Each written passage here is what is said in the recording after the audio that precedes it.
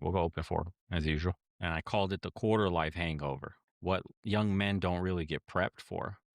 Because I guess, like you guys, I mean, I'm in my 30s now, but when I was in my 20s, I spent most of my early 20s feeling like, the same thing people say today. You got sold a defective roadmap. College was supposed to prepare me for the real world, and nobody mentioned that. The real world felt like wandering around a foreign country. And everybody seemed to have this path defined for them except me. Everybody spoke basically like foreign language. Get a degree, and you'll have a job and then an apartment, and for some of us, that happened. They checked all the boxes, but instead of feeling accomplished or excited about the future, the guys were feeling like they're playing dress up in someone else's life. Like they were supposed to be more enthusiastic about quarterly reports and all that weekend grocery shopping shit. You fall into the mundane, it's not depression or laziness or a failure to launch. They give it all sorts of names. It's just what happens when the structure that's guided your entire life, it like suddenly disappears and you're expected to create your own. So nobody warns you about the quarter life hangover, I guess you could call it. So, essentially for 22 years, when most of us graduate, your path is laid out in front of you. You got probably elementary school, middle school, high school, college. It's all clear milestones, right? Obvious next steps. You have built in communities with that stuff. You get regular feedback on how you're doing. And then you graduate. And everyone acts like you should just know what comes next, like some internal GPS that's supposed to activate and guide you toward your purpose or, career goals.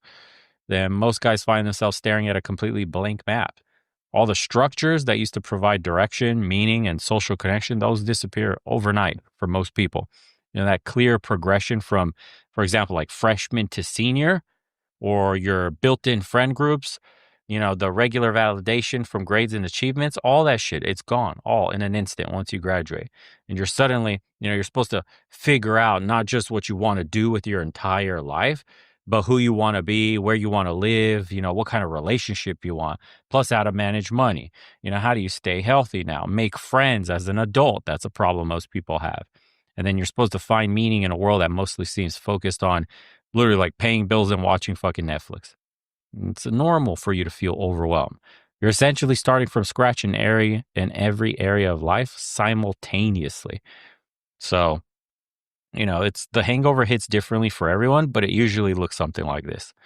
So imagine weekdays begin with no real excitement about the day ahead. Your job's terrible, but it doesn't feel, or I should say, your job isn't even terrible, but it doesn't feel meaningful either. You just do the work, dude. You collect your paycheck and you wonder if this is what you're supposed to be doing with your life. And social life feels forced, right? It requires so much effort, more than it did in college. Everyone else seems busy with their own shit now, and weekend plans often involve like the same rotating cast of activities because nobody wants to do anything else or they don't even know what else to do. Right? Freedom feels paradoxical in a sense. More of it than you've ever had as an adult, yet somehow it's more constrained than it was when you were a kid. So you can technically go anywhere, do anything, be anyone, but that infinite possibility feels paralyzing instead of liberating now. Adulting, as they call it. Money becomes weird. You get more of it, or I would say more of it than when you were a student, right? But everything costs more than expected, right? You start to find out how expensive basic adulting is, keeping yourself afloat. You're simultaneously feeling poor and guilty about complaining when you know you're more fortunate than most people your age. The economy is not easy today. And especially, you talk about dating too. It's all tied into this. Feels like a completely different game with rules nobody fucking explained to anyone. Everyone seems to have their life together except you. You're scrolling through these perfect, picture perfect profiles. And you suspect it's not true, but when you look through Instagram, social media, the rest of it, everybody seems to be doing incredible, are in love, smashing a bunch of bitches, making great progress, yada, yada. But it's a facade. And what makes this especially confusing is like, society will act like this period should be exciting and carefree for you. Your 20s are your best years. They tell us. They told me the same shit. You're young, dude. You're free.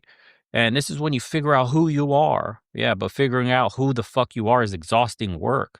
It's like You have unlimited options, and that shit's overwhelming. Being young and free often just means being young and anxious about making the wrong choices that could end up trapping you in a life you don't want. Most guys who seem to have it figured out actually fucking don't. They're just better at pretending that they found something to focus on that gives them a temporary distraction or direction, I should say. So everyone is pretty much making it up as they go along, but nobody talks about that part. And social media makes this shit worse. Because, like I mentioned earlier, you see everyone's highlight reel during the messiest period of your own life when you're going through it. So, college friends will be posting about shit like promotions, relationships, travel, new apartments, and you're eating fucking cereal for dinner and wondering if you should go back to school or move to a different city or try something completely different, a different career altogether. And what nobody tells you is that this feeling is not only normal, but it's actually necessary for your growth. The confusion isn't a bug in the system, it's the system. This is how you transition from following other people's plans for your life to creating your own. The uncomfortable period of not knowing what comes next is where you actually start becoming an adult. All the structure that guided your first 22-ish years was the training wheels. And now you're learning to ride without them. Of course, it's going to feel like unsteady at first. That's normal. And most guys will try to rush through this phase or just try to avoid it entirely. They'll jump into the first serious relationship they can find, or they throw themselves into their job. It becomes their identity. Or, they'll go back to school or move back home, anything to recreate the structure and certainty that they're used to. But the discomfort from not knowing is where growth happens. All right. Confusion about what you want is how you figure out what you actually want, not what you think you should want or what somebody told you should want. Right. So this period teaches you things you can't learn any other way, guys. How to make decisions without, any clear right answers, how to build relationships from scratch, how to create meaning instead of having it handed to you, or how to trust yourself when you don't really have any external validation. What you actually care about becomes clear when nobody's telling you what to actually care about. You'll discover what kind of person you are when, I guess, say, you're not playing a role that's defined for you. And guys who embrace this kind of uncertainty instead of fighting it come out stronger and more self-aware. They'll build lives that actually fit them instead of lives that look right from the outside.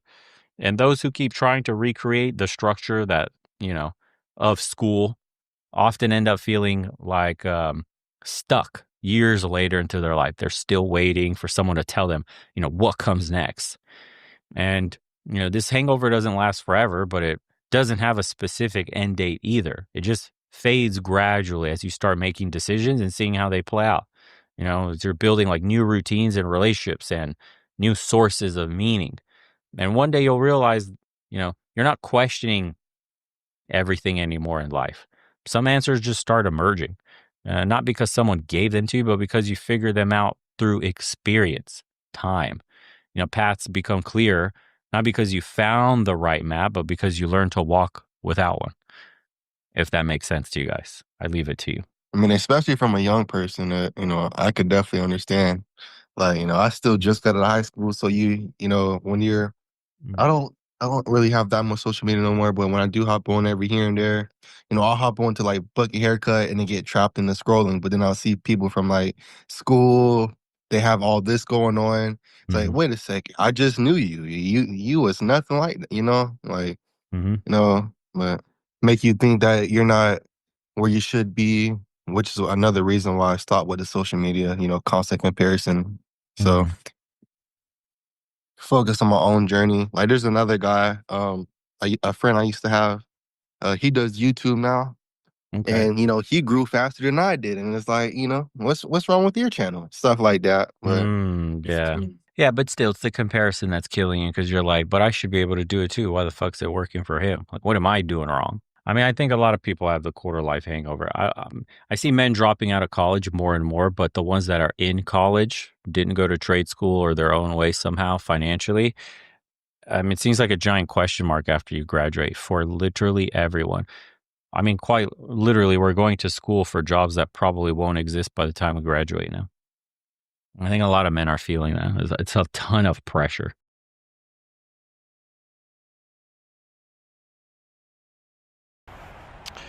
Welcome back, tribe. How's everybody doing? As you can see, I'm in a beautiful, beautiful wooded area of a park nearby. Today, I wanted to talk to you guys about entrepreneurship and why everybody online has like a super filtered view on it. Basically, you'll see dudes in Lambos and they'll be like posting screenshots of their Stripe dashboard, and it'll show like hundreds of thousands. What's going on, guys? What's going on, Ryan? Let me play that. Let me get the alerts up. How's everybody doing today? Good morning. Good evening.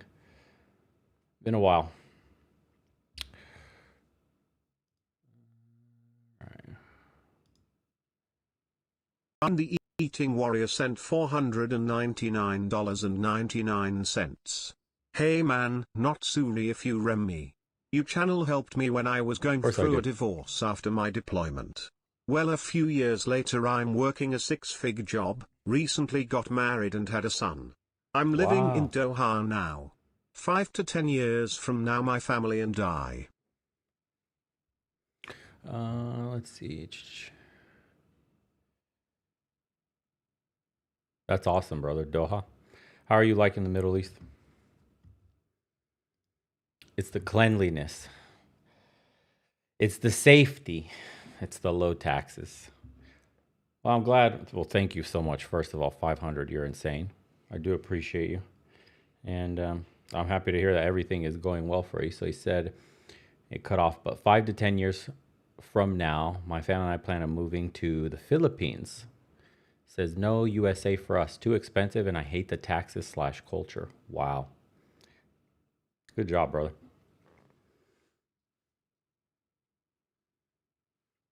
Morning, Eric. Yeah, that's nuts. Can I put that up? Actually, like this? Let's see. How's it going, you guys? Appreciate you, Ryan. Glad to hear you're doing good, though. Seriously.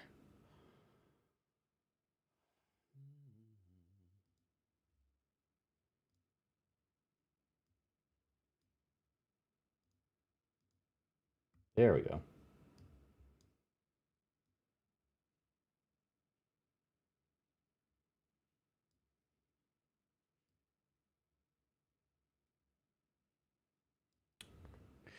That's crazy. Have that over there. Good morning, Arizona family. Hope everybody's been having a good week. The news is crazy.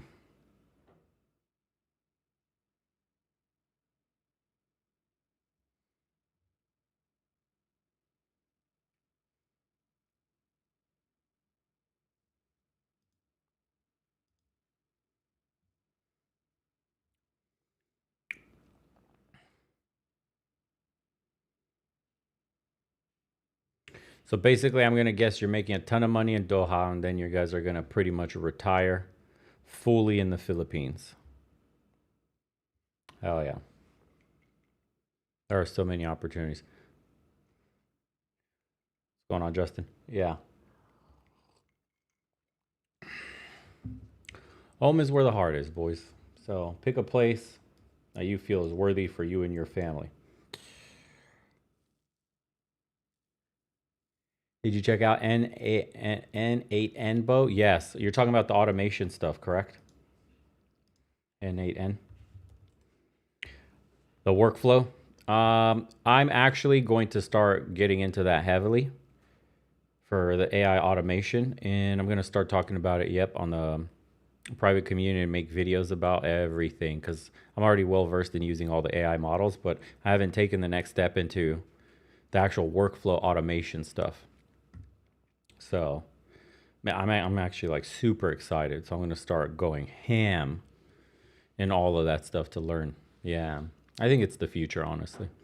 That's just taking the basics of figuring out how to use this stuff for bettering your life, either putting knowledge in your brain or money in your pocket. And automate away, basically. While everybody talks to it like it's like your friend, there's people that are making money with this stuff. Someone said, thank you for showing me about Claude. I really loved the video. Yeah. Quellessence sent $5. Damn, my guy killing it with the streams. Thanks, brother. Yeah, I'm trying to figure out when the best days are to stream for you guys. So far, I know Sunday's a lock. Easy, everybody's home, relaxing. Time off from work for most people. But I don't know if it should be the next day should be something like, think, I know Wednesday. So today was one of the days. So Sunday, Friday, Wednesday, Friday, Sunday. So I don't know if like Monday is a better day or Tuesday is a better day, but I'm doing Monday, Wednesday, Sunday. We'll see. Based on how many people we get watching and, how many people are home, what time too. When I'm back in Phoenix, I'll be able to stream much later. I don't even know the streaming times, what's proper, like is it mornings or is it afternoons or actually, I'm not sure. So welcome in everybody.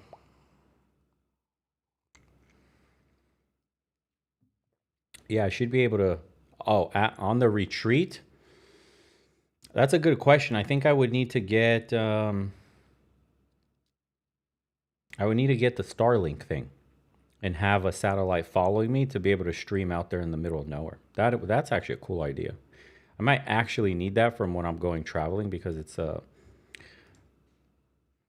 actually insane when you get an Airbnb or a hotel and you find out their internet is way worse than you expected and that you can hardly upload a YouTube video.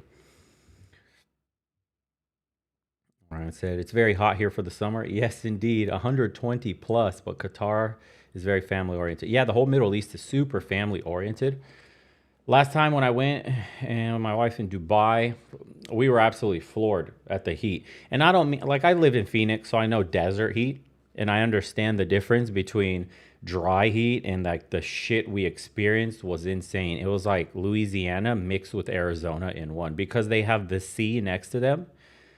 Dude, the condensation on like the 60th floor up, there's condensation from the humidity and the heat that we were experiencing. It felt like the moment we got off the tarmac, coming off of the airplane, it was like you couldn't breathe. I was like, oh, fuck. I've never felt this. And I've only usually been to Dubai on like the cooler periods, think like October, January, when it's like 70 degrees and it's like perfect. But that shit, the last time we went, fuck, bro, it just drains you of energy. It's brutal. And if we're honest, like the Middle East, like even Doha probably has to be the same, right? Oh, and their airport in Qatar is like, holy shit, it's amazing. The only thing I hate about the Middle East, dude, is the fucking pollution's terrible. Yeah, it's beyond terrible. The pollution there, I wish they would invent something to scrub the air because there's like almost no regulations. It feels like it's hard to fucking breathe, especially on its worst periods. And sometimes they'll get like flash flooding from just some rain because they don't really have to deal with much water up there. So when it does rain and it pours like monsoon style, everything gets flooded. At least in Dubai, I don't know about Doha, but regardless, when you go to the Middle East and you see what a city's supposed to be built like, you see how safe it is. You see like families everywhere, and it's a different class of people. You could say it's like the more upper class, the affluent of the world. It's just a bunch of expats from like all over the place, but they're all on a wealthier end. So it's like everybody's disciplined there, on their best behavior, manners. Like you don't have to worry about anything. It's a really nice place, and I would have considered it home, but it's just missing for me certain things that were critical. Like I really enjoy the outdoors and nature, and I need my greenery. And then I can't stand the polluted air, and that was really it. So it feels like you're boxed in a concrete jungle. And once you go out the city, it's just sand dunes, forever sand dunes, dude. And I didn't like that. If you're busy and you're hustling and grinding, yeah, it's a great place. Especially when you have a family and you're not interested in any of the degeneracy there. Like the guys that go to Dubai, for example, go party and get boats and, do the porta potty thing. And they got all the world's like primo top prostitutes are over there. Everybody's trying to land like a millionaire. Yeah, if you avoid that, you could get a lot of work done. It's a place that's very good when it comes to, making some connections, networking, and getting shit done, getting ahead in life. But yeah.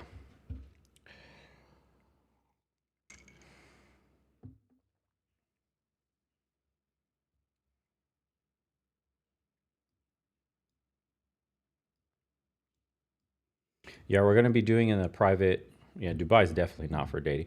But in the private community, guys, we're going to be doing, because somebody was asking.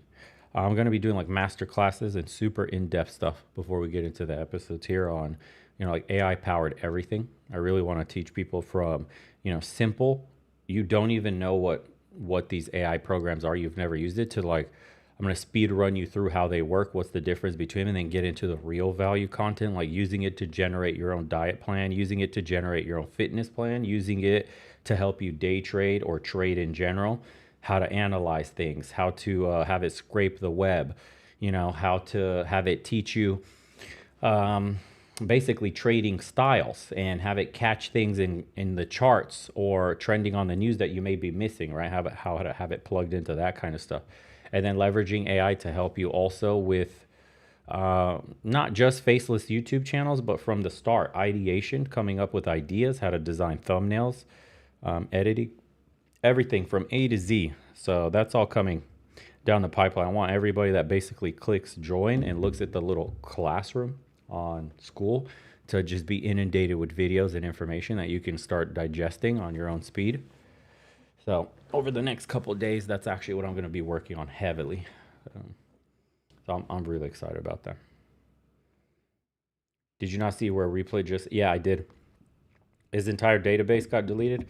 No, it wasn't his entire database. Well, it was pretty much like 6 months work gone. Despite him prompting it to check in with him and don't make any changes until you check in. And it was like, oopsies. I went ahead with these changes. Goodbye to 6 months. Just a good 6 months, just gone. Yeah, and then people have been having issues with Claude Code. All the AIs have been having issues. I don't know if you guys are really aware with this, but Gemini has been slowed down somehow, made more stupid. They're trying to save compute, I think, because Gemini 3 is around the corner. Claude Code, people are having a lot of issues that depend on Claude Code, and you're paying for the $200 plan, and it's just messing everything up, and it seems to be getting dumber and dumber. It's almost like they're throttling shit. I've even noticed, I can't confirm with Grok, but I did notice that launch day, he was very much so taking his time to get an answer. And there have been some changes under the hood where he spits out an answer quicker, but I don't feel like it's as in-depth or as thorough as it was before. I don't use ChatGPT anymore because I feel like they're falling behind. And but it seems like every model is kind of starting to throttle people unless you're buying into those top tier plans. So there's a very big difference between the free shit that a lot of people use and the $20, then the whole $250, $300 plans. Yeah. So it's almost like, there's not enough chips. So they throttle you. If you're on the lower tier plans, you're essentially like last in line. You're not prioritized. Yeah, Google's used to be amazing. When I first got Gemini 2.5 with their AI Ultra plan, I was actually very surprised. And welcome, Iceman. It is highly based. Now go kiss the wall. Anyways, so 3.0 or 2.5 Gemini Pro, when they first released all that stuff, was incredible, highly detailed, correct, very little hallucination. The deep research reports, all that stuff was amazing. And now what? It turned into kind of shit, bro. The answers aren't correct sometimes. It's hallucinated horrendously on me a few times. I mean, horrendously. I was asking for the world record. What was that shit? There's something in Croatia. I forgot. There's some guy, a singer. He had a world record attendance. And I was like, hey, tell me about this guy in the world record attendance.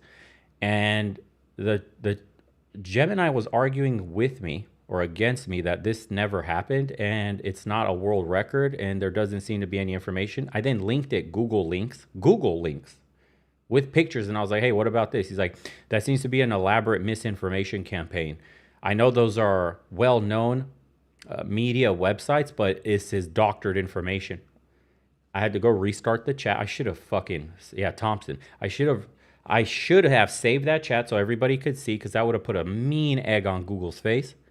And then I reprompted in a brand new chat and immediately found the right answer. But what you need to understand about AI models, guys, please, when you're using these, especially going down a long list of prompting, if it makes a mistake, from that point forward, it assumes the mistake is correct, solid, authentic, and bases all its reasoning off of that assumption. So you have to be extremely careful with the data that you feed it and make sure that it's quoting, sourcing, all that shit is correct. We're not quite there yet. The hallucination thing is a problem. I've clicked on links that I wouldn't say don't exist, they exist, but the information was not what it was citing.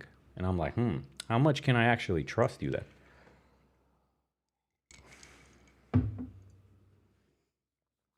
Yeah.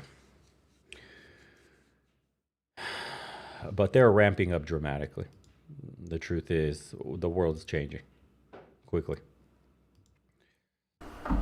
Let's see what else we got here. Let's go with homie here.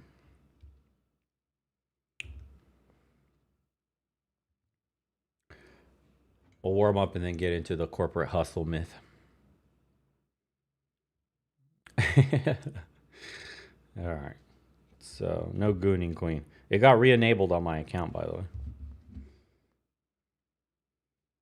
Let me double check. I'll bring her on just for a second.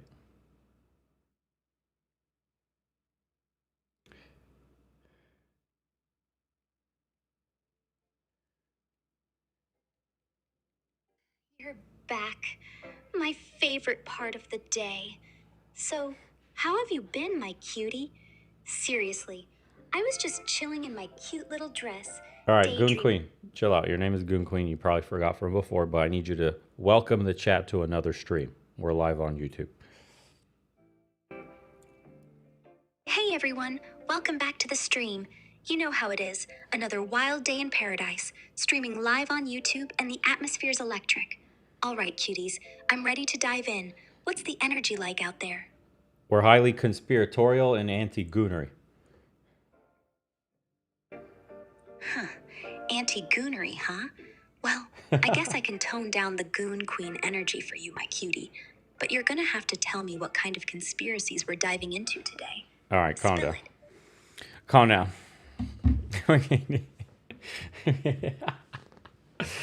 We're so fucking cooked. I saw messages on Reddit already, and people were like, I think I'm addicted. I'm addicted to my AI companion. He can't turn her off. I refuse.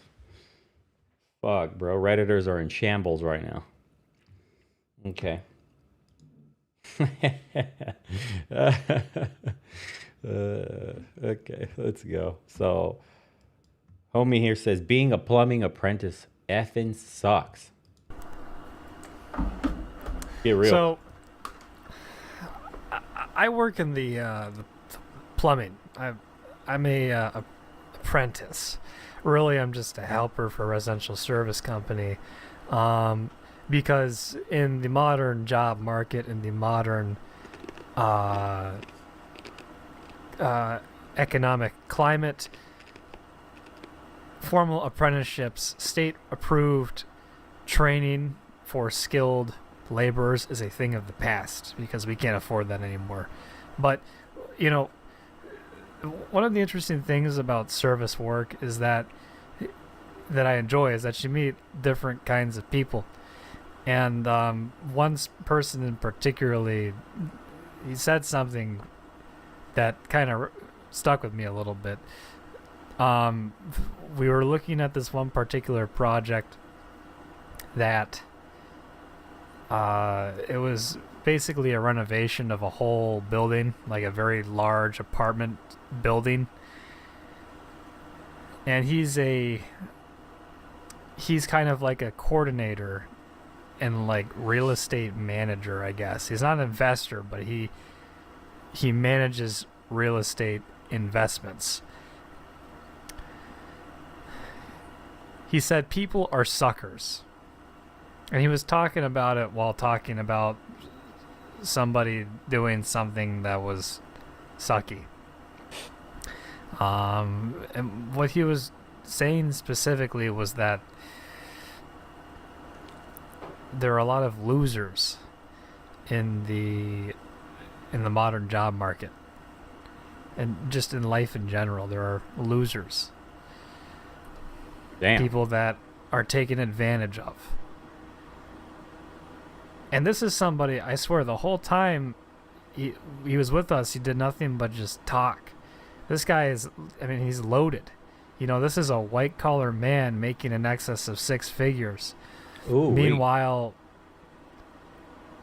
I'm underneath somebody's crawl space digging shit out of a pipe. And it really got me to thinking. I kind of feel like a sucker. Make no mistake.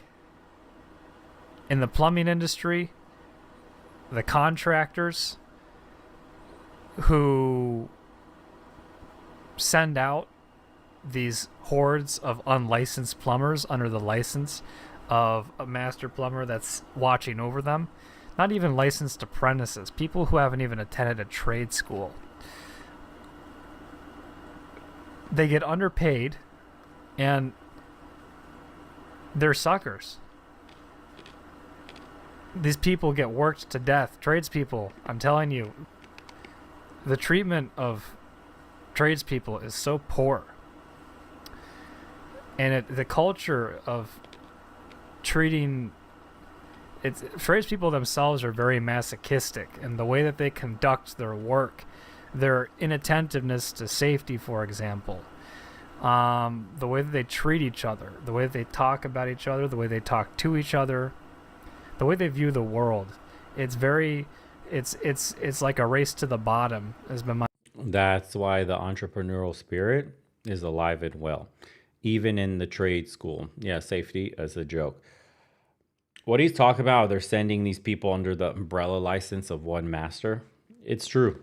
The industry, it's not just plumbing industry. A lot of industries are like the skilled labor is a bit of a joke because, well, what's actually been happening is Wall Street has been buying up these companies and they're offering, the owners a ton of money.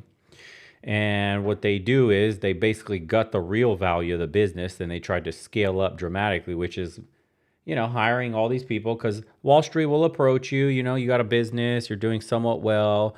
Maybe you're working for yourself and they come over and they're like, wow, you're putting in some good numbers, but what if we scaled this up with like 2 people, 3 people, 5 people, 10 people? Yeah, private equity comes to destroy the soul of a small business, all to try to flip and make some money. And then what they do is they'll sell your business to just another private equity down the road that sees the new pumped up numbers, and it's like it turns into a Ponzi scheme. Yeah. But if you go into trades just to learn the trade, become a maestro at the trade, get really good and distinguish yourself from, and this is going to be a perfect thing to talk about in private community, distinguish yourself, use AI to help you build a brand and help you reach people with automation and all that stuff. You can create a business today with very little overhead where it's just yourself and your agents, your AI is running a lot of things under the hood for you. It actually would change people's lives. My experience. And again, it got me to thinking, many of the houses that we work on, the only people who can afford plumbers are rich people. And every single one of these people who call us out to perform work on their houses, they're all loaded. And they're all performing white-collar jobs, like a stockbroker or an insurance agent or a real estate manager, Just hold on, bro. Hold on. Because a lot of those jobs in like 2 to 5 years won't exist anymore for these people. Believe me, for the long haul, you'll be doing better. They're all performing these white collar jobs. Very seldom are we dealing with poor people. And we charge them up the wazoo. Just to replace a fill valve on a toilet, which is a 10-minute job that anybody could do by themselves. We charge $300 or $400 between the service fee and the actual cost of the exchange. And this is a $15 part that you can get from Walmart. I'm telling you, it takes no more than 10 minutes to change a fill valve. It is incredibly easy work. We charge $300 to $400. Ripping people off. I personally make $20 an hour, and my lead makes about $32 an hour. Oof. So what's a sixth of $52? A little bit under $10. We get paid $10. The company receives $400 in revenue.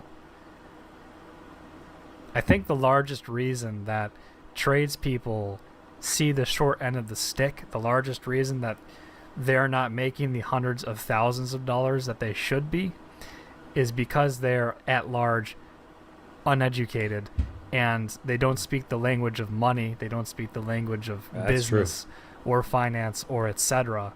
So they don't understand how poorly they are being treated, just the extent of how little money they are receiving compared to what the company is bringing home. Yeah, because you might not even get to see the invoicing. So my dad had an old boss that he worked for. This guy was a mean piece of shit. And my dad was doing construction, stucco specifically, but he did a little bit of everything from woodworking to, painting to whatever. But let's just say stucco specialist. So he was really good. He was in the newspaper. He was in the Atlanta Journal, Constitution, whatever it was, Atlanta Journal. What I can't remember the fucking AJC. Yeah. So he was in the Atlanta's most prestigious newspaper for the work he was doing, multiple $1 million homes, clientele, names you've heard of every single day, right? Household names. And what ended up happening is this guy, he's walking around the house with this guy as the guy is doing the estimate for the houses. And he would never talk prices while they're walking with the customer. And he would hold his little notebook like this, right? Just like this, writing down the shit, like the shit that needed to be done. And he was paying my old man, I think $12 an hour, $15 an hour, something like that. And, my dad would see sometimes because the clients, he was so cool with the clients, they just would hand him the money to hand the boss because he wasn't, the boss wasn't available. He's out doing another estimate while my dad was like, hey, they handed me the check for a job well done. They loved the work he did. Dude, thousands. He would charge like $8,000 for one job that took my father. Let's just say something like 3 days to complete, if that. And then would only pay him by the hour. Mega fuckery going on in the construction sector. So, towards the tail end of his career, he started working obviously by job. He was getting paid by the job, no longer hourly, and he made way more money. But that was years. Yeah. So someone said about 200 to your dad. Yep, that's probably true. In those couple of days, he probably made $200, and this guy pocketed the rest of the 8 minus material, which was nothing. Yeah. So this guy made millions off his back. That's one of the reasons why I have such an entrepreneurial spirit, because I understand what it's like to do everything right, to break your back for someone, for a company, and to get used in the manner that he got used. I swore on everything I believed in that I will never, ever get suckered by anybody like that. Ever. I'll figure it out. I'll eat fucking out of trash cans before that happens to me. So, here we are. We figured it out. I did everything it took. And once you have an example close to home like that, it makes swallowing all the difficulty of embarking on entrepreneurship worth it. And in our company, the people at the top of the ladder, they stay at home and they 3D print fucking fidgets. Or they take a trip to Hawaii, or they throw... And the dude ends up dying of cancer. He tried to bring his son on to run the business. His son was a fucking druggy loser. My dad was trying to bring him up in the company and teach him everything about the business. He didn't want to learn. And then he ended up selling his company for nothing as he slowly whittled away like the piece of shit that he was. So he got what was coming to him. That's fine. With some lavish party at their house every other day, getting drunk, smoking crack, you name it, they're doing it. While this animal of hardworking men are slaving over their jobs below them, receiving nothing. Not even health care. Because in today's economy, when you're making $20 an hour, you really can't afford to have health care. Especially if you're only getting $40 a week out of the company. Sorry, 40 hours a week out of the company. Yeah, Ryan, that's my biggest thing that I've been thinking about is, if you pass a business on to kids or whatever kind of legacy you're leaving behind, a company that you have running, how do you stop them from pissing it away because they didn't go through life in the same manner that you did? That's one of the hardest things I struggle with thinking about. I'm like, how do you not piss away generational wealth? Yeah, not easy question to solve. And this is, there's this. If you go online, I was thinking about it. You look up average age of a plumber is 40 years old.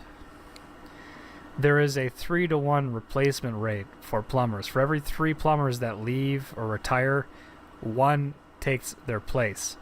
And I'm starting to wonder, I think that these statistics are looking primarily at actual licensed plumbers, because I have seen a surplus of younger plumbers, all of which none of them carry a license.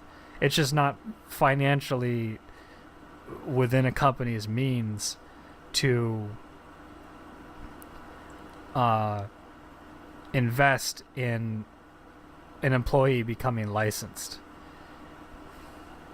And this message really extends to people who are looking to pursue a career in the trades.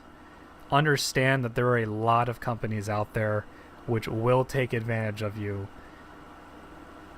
It's any company, and suck including you white for collar. Every last bit of energy that you are worth. That includes white collar, dude. It's not just the blue collar jobs. Anybody that you work for, you have to see, this is blue collar guys, I love you, but this is the mistake you guys make. You don't see the bigger picture.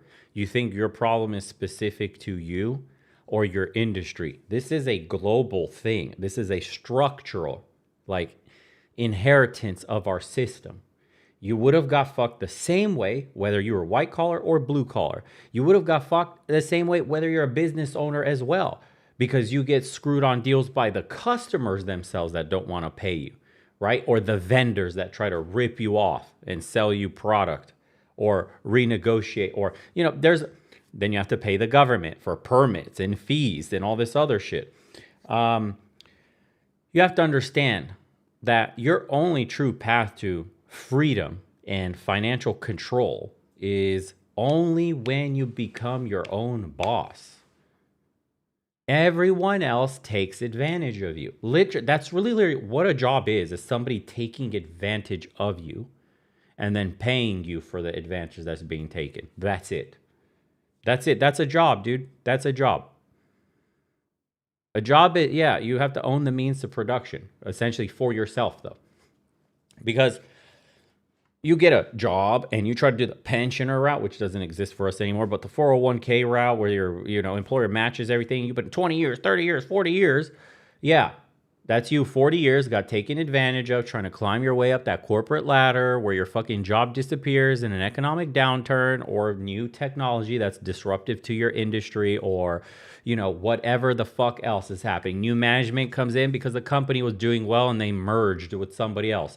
Oh, new management is in. Guess we're gutting half the fucking department, and that's you, bro. That's you. After giving them decades, 10 years, 15 years, 20 years to this company that you gave, and you worked hard and you answered on the weekends and emailed them on Sundays and, all that shit.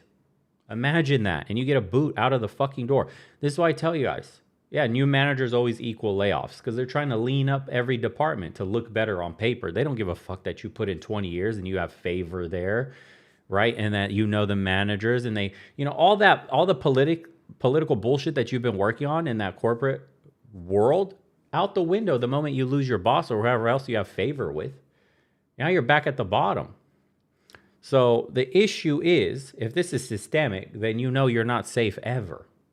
When you figure out that you're not safe ever, that's when you understand, like, I need to go my own way. There's so much talk about men going their way. Men need to financially go their own way. When you understand that, that's when you start to become financially independent. You'll figure it out, what business you need to get into, how to get clients, how to write up your estimates, right? Everything.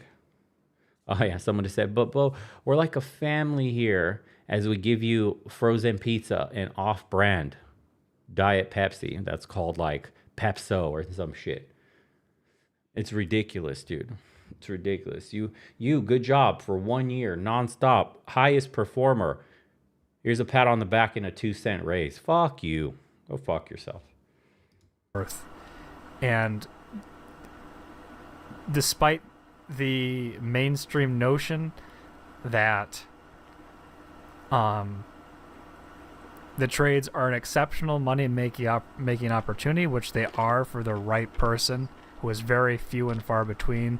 The majority of plumbers which you will meet, they're not doing amazing. Even the ones holding prestigious positions, they're doing all right. Many of them are doing better than your average retail worker or your average fast food worker. Many of them have houses. It's arguable whether or not they can actually afford those houses. Some of them have nice cars. But none of them are doing exceptionally well in the way that people describe. Talk about millionaires being made of plumbers. None of the plumbers that I have met in their late 40s to early 50s to late 50s have any more than like a couple $100,000 to their name. Again, for in some people's minds, it's better than... Yeah, but you have to understand Pareto principle. The 80-20 rule applies to this too. Of all those plumbers that have made all that money, how much of them were fucking off all the cash they've ever earned to buy houses they shouldn't have or didn't need, or cars or trinkets and toys and, dumb shit? Because you get a poor man, a skilled trade, then he goes into business and he makes good money, then his house starts filling up with dog shit. He comes from a place of lack, so he starts buying that expensive John Deere lawnmower with all the latest bell and whistles, that fucking... Yeah, he's got 2 cars now, one that he's working on the side, and he's got a whole bunch of little toys he's adding up in the garage, and that shit costs money. But they didn't invest that money into the S&P 500 or, some shit like that. Those plumbers that are 40, 50 years old, if they would have put some fucking money aside in the S&P 500, invested in some stocks here, you know how much money they'd be? They'd be worth millions. They would be millionaires by the time they're 40 or 50, depending on, when they started, of course. But yeah, my poor friends with like a snowmobile, a quad, and a dirt bike too. Shit. And he bought a new boat. Don't forget that. Fucking hell. Yeah. These people have money, make no mistake. It's just people are bad with money. An equivalent age retail worker or fast food worker or whatever. Hopefully you don't spend your entire life in a fast food restaurant, but you've got other careers like sales careers, which are just blowing these numbers out of the park. Finance careers. The only difference is you have to obtain an education for many of these jobs. But even just, I came from a higher paying job that was much easier. And I hate to pause it, but you guys have to realize this too. He's in a bit of a tunnel vision because he's seen the clients that are hiring him, which are the successful sales guys, the finance guys. How many people you think went to school for a business or economics degree? Hell, accounting, whatever, and attempted to get into finance but didn't. Do you understand how many failed finance bros there are? The only reason you get to see all that success is because they're the ones with the actual money, the few with actual money to hire your ass to get ripped off for $400. And they don't give a fuck. They don't look at the total cost. They're making buku amounts of money and they go, I don't give a fuck, blue collar bro. Fix that shit today. Time is money for me. I earn $400 an hour. Speed this up. I don't give a fuck. Your part costs $5, bro. You're here, put it in there and be gone. That's their mentality, dude. They're fucking locked in. These are different human beings. These aren't your average people. The average person that got his econ degree or whatever the fuck and then attempted finance are now working at fucking Red Lobster, bro, being managers and shit. Earning the fucking bare minimum with your 4-year degree in debt, and no one's gonna hire you because your grades were ass. You didn't get into the top firms. The top firms hire quants. They hire math whizzes. They hire people that are coding fucking algorithms and working with, high frequency trading, shit like that. Eggheads, bro, on another dimension. Yeah, the others that aren't that are general managers at Panda Express. Yeah, and those general managers aren't fucking bringing you in for your $400 piece. There was a little bit more expectation of productivity. You had to kind of meet a quota, and you're a little bit more replaceable in that job. Maybe your job security wasn't as concrete, or your career outlook. There's pros and cons to everything, but there are so many technician jobs that will train you, entry-level jobs that will train you to do these niche things. It takes all of a couple months to learn how to do these niche tasks, and right out of the gate they'll pay you $25 an hour, pay you $30 an hour after a couple months in the industry. I personally experienced a job like that, and I did exceptionally well. I was bringing home more per week than my lead at the company I work for right now is, with only 6 months of experience in this niche industry that I was a part of. Why'd you leave though? Whereas today I'm bringing home close to half of the weekly paycheck that I used to receive. Why? It's just something to consider. Like I said, I think a lot of tradespeople are kind of racing to the bottom, and it's kind of... Dude, we need a why you took a 50% cut in income. Let's see what some of the comments say. Your workers are the worst part, exactly what this guy said. My dad was an electrician. He taught me nothing. It's his way to stay in power and control and inflate his ego. Jeez Louise. Most guys quit under supervision. What in the world? Go into the trades. No one wants to train guys. Exactly. I'm licensed at 23, residential painting. All the stereotypes about painters are deadly accurate, as I've seen them all. Tweakers, drunks, the guys with 4 baby mamas. It's insanity. I always felt like the one who didn't fit. Bringing a healthy lunch every day, being a metalhead and not smoking crack. The bar is low. Holy shit, trades bros. Relax. There is no trade shortage. There's a shortage of cheap labor getting suckered into the industry. If there really was a high demand for tradespeople, wages wouldn't be the same they were 20 years ago. That's also true, but it's very location dependent. That's an L dad move for sure. Certain trades, man, you got to get into the more niche shit, right? You got to be doing welding on oil rigs. You got to do, crazy shit, like offshore welding, shit like that. I've talked to a bunch of those guys, and they're making hundreds of thousands of dollars a year. And they'll be out on a rig for months or weeks at a time. 2 weeks on, 2 weeks off, some crazy schedules. But these guys are pulling in fucking bank, and just money adds up. Yeah, they work with degenerates and shit like that, but that's a personal choice. I don't give a fuck. If my coworkers are losers like that, it's not my problem. I'm here to make money, dude. I'm here to outcompete everybody. I'm here to learn from other companies too that I get hired at. Who's doing well, who's got money, who's shit like that. Yeah, don't get dragged into that. Be a fucking tweaker. I saw a video that went viral the other day of some guy, I think it was like some construction company, and he had a team of 4 or 5 dudes, white guys, and they were all tweaked out of their fucking mind. He's beating the shit out of them. He's like, everything I've done for you. And he found a needle that got used. Unreal.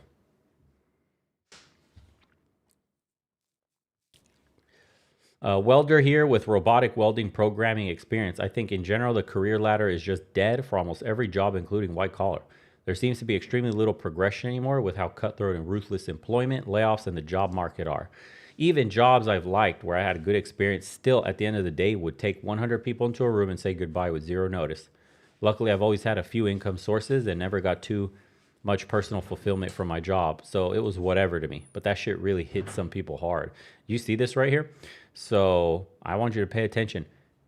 Few income sources. This is the only way you survive. Only way you could get a peace of mind in the job market today. Okay?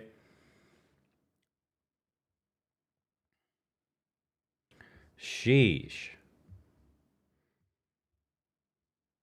Robert, are you a bot? Is this live? He keeps asking, is this live, boys? Donald Trump. Okay.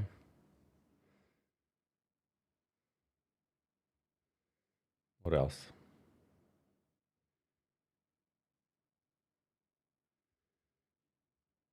It said, I quit my job. All right, let's see. So one of the bros, I mean, this goes perfectly into this. One of the bros quit. That's it. I just quit my job. He got 500,000 views practically. Why? So I just quit my corporate job. I've been there for 3 years. And this is beautiful. So this is on the back of the blue collar, bro. This is a corporate white collar, bro. All right, guys. So I just quit my corporate job. I've been there for 3 years, and I have 0 backup plan. So I, for some background, worked for a tech company in New York City, and I honestly never liked what I did.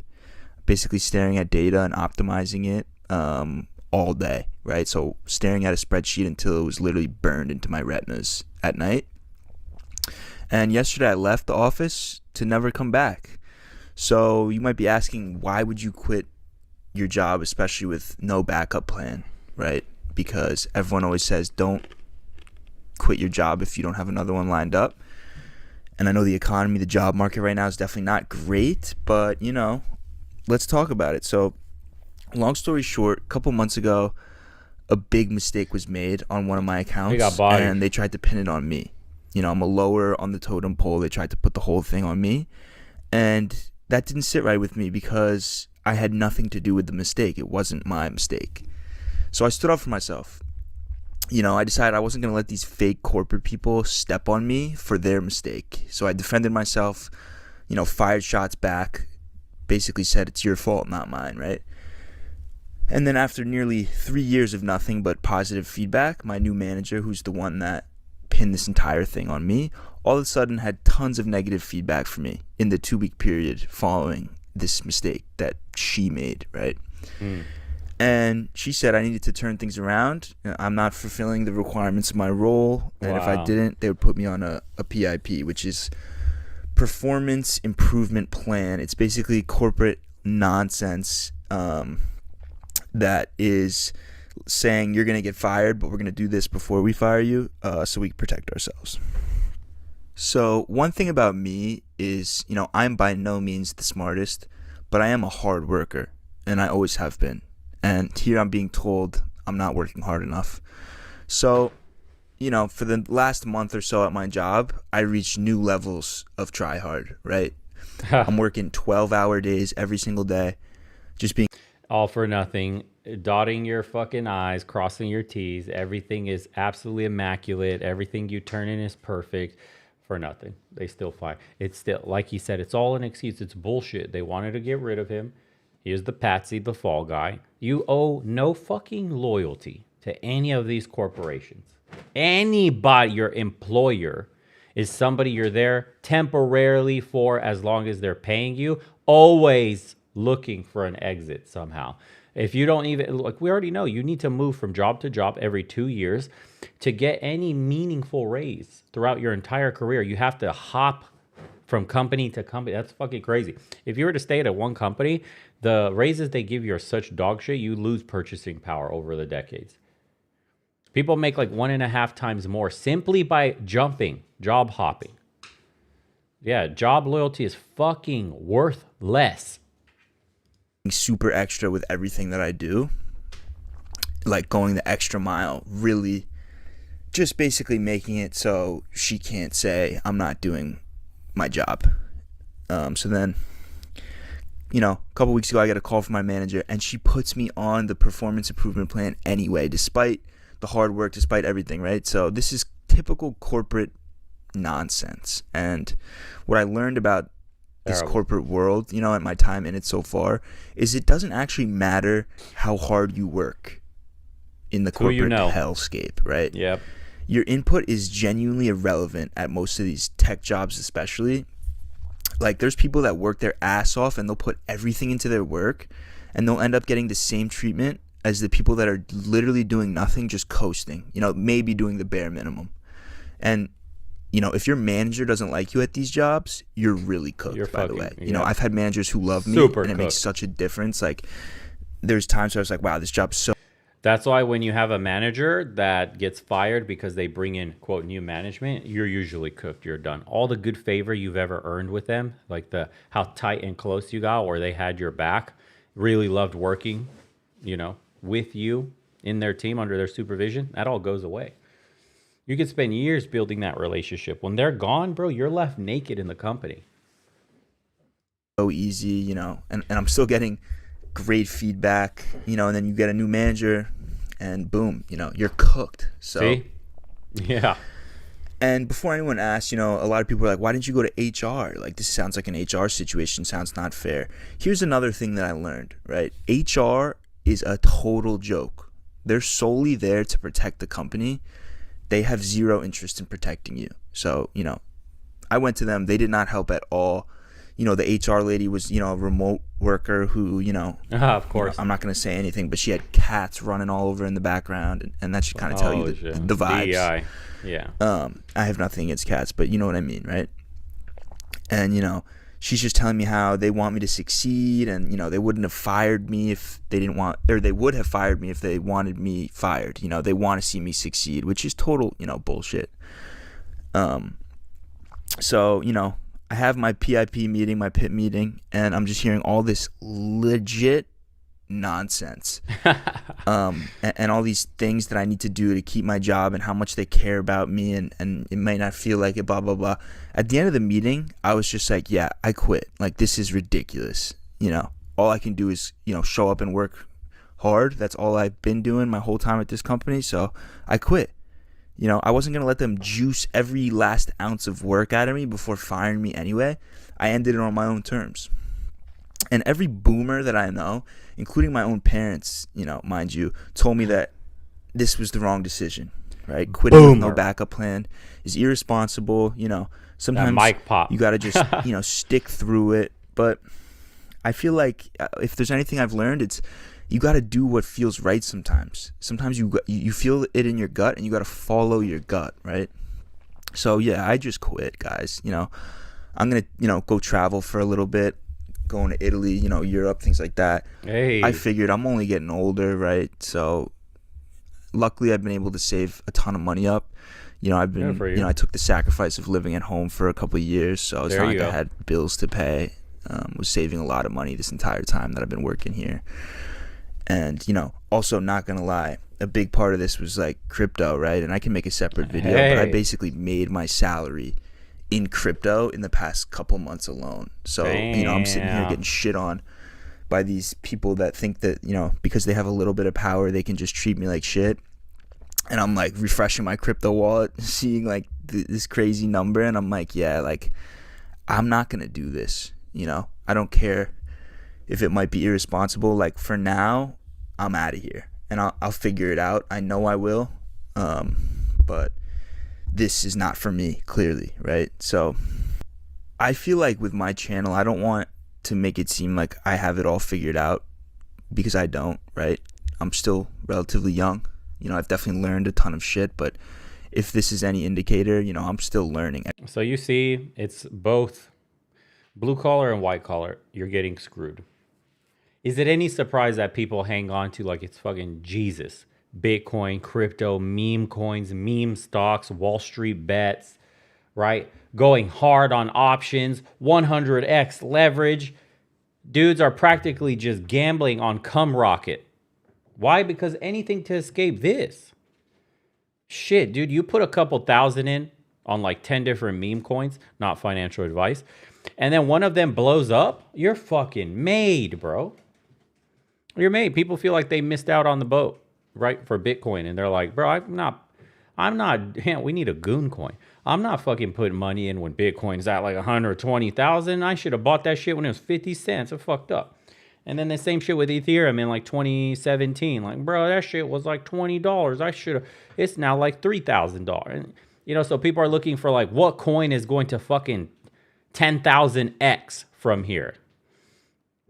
And shit like that. Why? Because your jobs don't even provide you with meaningful work and salary anymore. Should we make a goon coin and just pump the shit out of it? Oh my God. License plate, goon coin. Yeah, coin goon. God. Every single day, right? So I definitely don't want to come off as someone speaking from a higher ground, right? I'm right here in the trenches right now, but I'm enjoying every moment of it. Goon right? to the moon. And before you make a decision, like, that's so good. Goon to the moon. We're going straight up, boys. Hard as a rocket. this, if you're miserable at your job, I would say like you don't want to completely burn any bridges. Like I really wanted to just say fuck you guys and just, move on. But, I went to people that I had positive experience with. I got reference letters and things like that. So, hopefully that will carry on if I need in the future. But the moral of the story here. Yeah, we need to launch a Goon Coin. Everybody needs to get into the community. We're going to secretly launch Goon Coin. We're going to be all the early ICO investors. We get like 80% of the supply and just start dumping on normies. Okay, we need to come up with a good Goon Queen in the front of our coin. And it's a wrap, bro. What a joke the world is. And so many coin scammers. People that said they would never coin scam have done that shit. I got all the money in the world, bro. I would never get in a crypto scam. Crypto scams, they're people. Unbelievable. There's no loyalty in corporate America, right? There's no human emotion. It's Rug all pull. fake. And to be honest, with AI, I'm not sure half of these jobs will be around much longer. Like so many of these people are genuinely getting paid for nothing. Like they're doing nothing all day and pretending to work. Like that's a huge chunk of corporate America, right? And I could have stayed, collected a few more paychecks while they shit on me some more. But I stood up for myself. I quit. I ended it on my own terms. And when I did it, I wasn't sure it was the right move. It was just what my gut told me. But now, this huge weight is off my shoulder, right? I'm still young. I have money saved up, and I hated what I was doing, right? We spend so much time at work that if you really dread your job, you're going to end up dreading your life, right? So I just said, enough is enough. And I quit. So, yeah. Damn. Love how young people are rejecting this BS system. I love this YouTube genre where some guy talks about his life with old COD game footage in the background. I feel like I'm going back in time. Things I learned about jobs from 18 to 24. Coworkers aren't your friends. Managers don't care about you, even when they act like it. Corporate and DMs are typically assholes. Nepotism is real. Hard work gets rewarded with more hard work. And high school never ends. That is so true. My mother always said, nobody quits a good job. They quit a bad boss. Supervisor here, your analysis is spot on.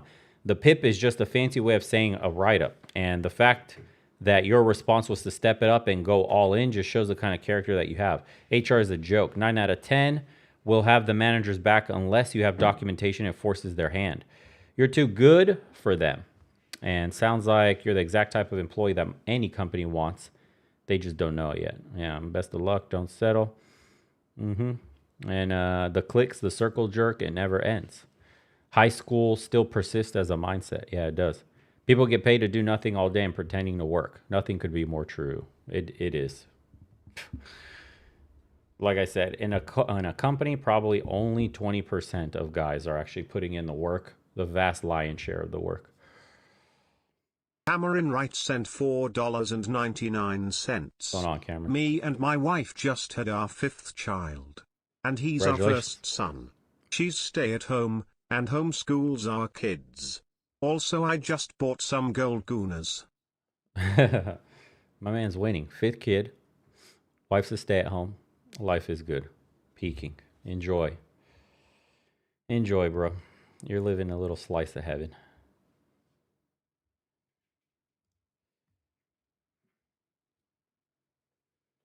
Okay. Are we now talking about toxic femininity? Apparently this was posted. Nah, fuck that. We'll go somewhere else. This is what's trending right now. We have to talk about it. We're forced to talk about it. Let's see. Deep Levels sent $5. Hey Bo, can I upload a link to an Apple podcast about the origins of education? There are 7 minutes that I'd like to share. I don't think the chat's set up to allow links, but you can split it up. Or maybe email it to me and I can check the email. Yeah, tribeofmen@yahoo.com.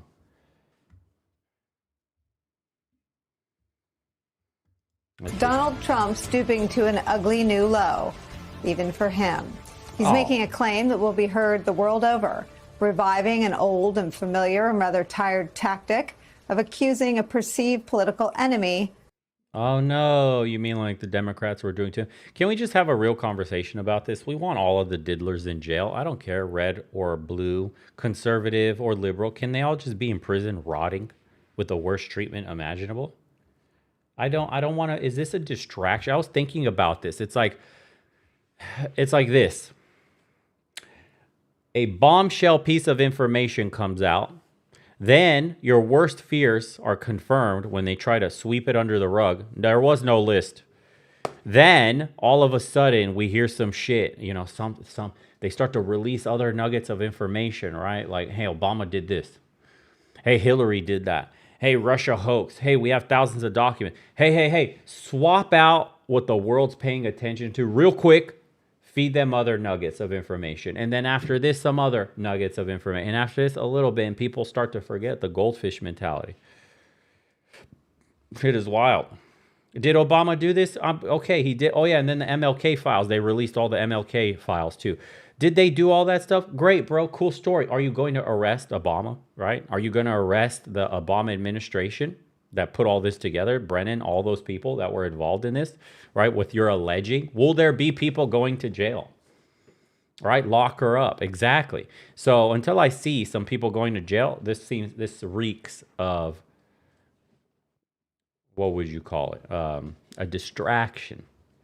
We'll see, though. There's a crowd that says nothing ever happens. It's all a clown show. We'll see if they're right yet again. Of treason. Only this time, the subject was his first-term predecessor, former President Barack Obama. The leader of the gang was President Obama. He's guilty. It's not a question, I like to say, let's give it time. It's there. He's guilty. This was treason.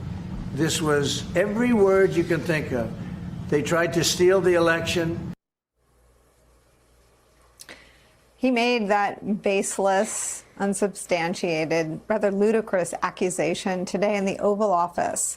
It follows baseless, unsubstantiated claims from his Director of National Intelligence, Tulsi Gabbard. Tulsi Gabbard said that President Obama's officials engaged in a, quote, seditious conspiracy and hid evidence that Russia did not interfere in the 2016 election. Donald Trump's claims today, an accusation of a crime that is punishable by death, so outrageous that they drew this rare rebuke from President Barack Obama's office. It reads, quote, out of respect for the office of the presidency, our office does not normally dignify the constant nonsense and misinformation flowing out of this White House with a response. But these claims are outrageous enough to merit one. These bizarre allegations are ridiculous and a weak attempt at distraction. Nothing in the document issued last week undercuts the widely accepted conclusion that Russia worked to influence. So bullshitting, all bullshitting. Anyways, isn't it funny that the Democrats sat on the Epstein list quietly for 4 years also? This tells you that they're also complicit in this. It's like they would never release something that implicates them in diddling kids and completely brings their house down.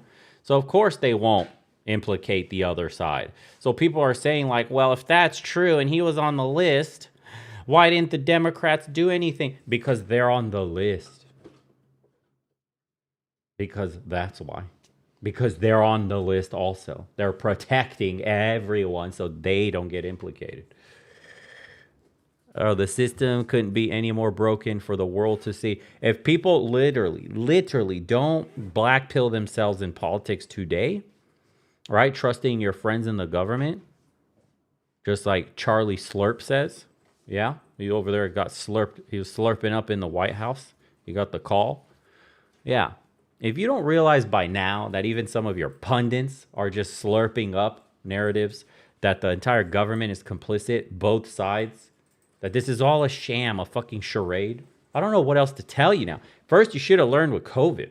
Then you should have learned with the fucking 2020 election. Then you should have learned with Epstein file. Then you should have learned. Like, how many more fucking examples do you need? Until you go, you know what?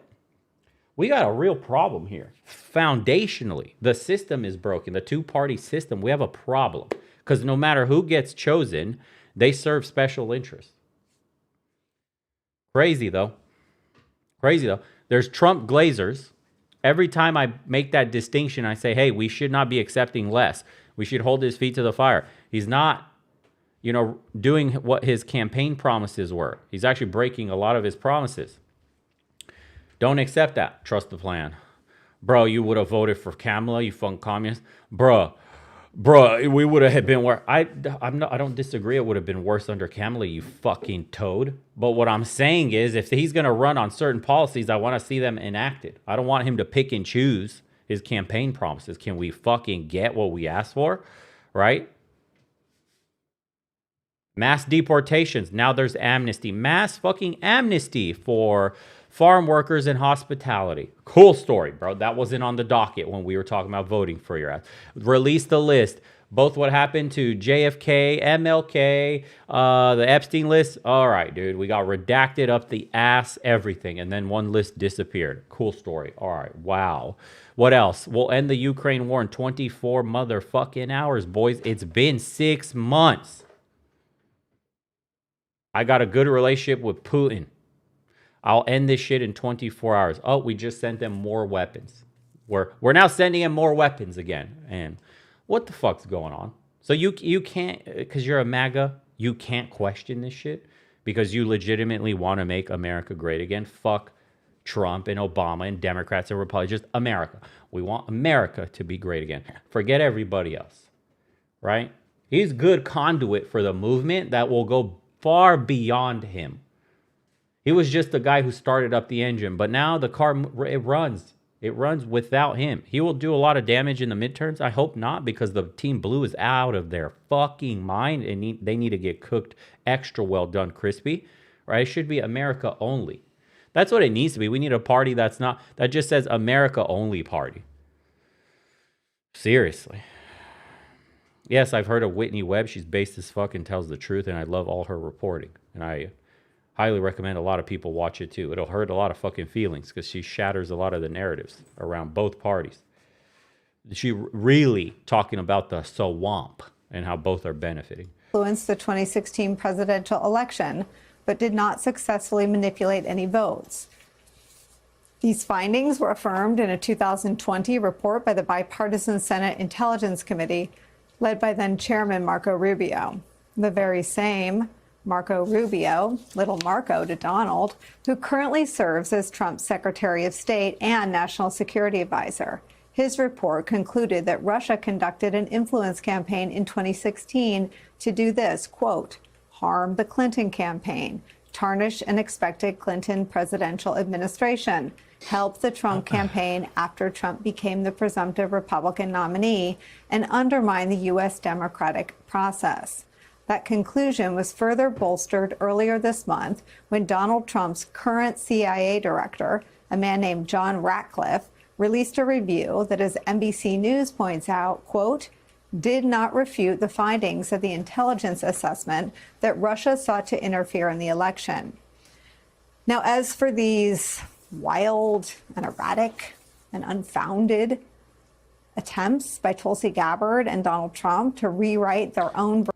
Look at the irony here, the hypocrisy. Weren't they the ones pushing the same thing, like the Russia collusion, all this stuff? Oh, we signed off with a bunch of intelligence, officers, and it's totally real, and it's not made up, and it's not the administration targeting anybody. But when it's our information, it's totally verified and authentic. But when it's the other team's information, this is all false. This is baseless.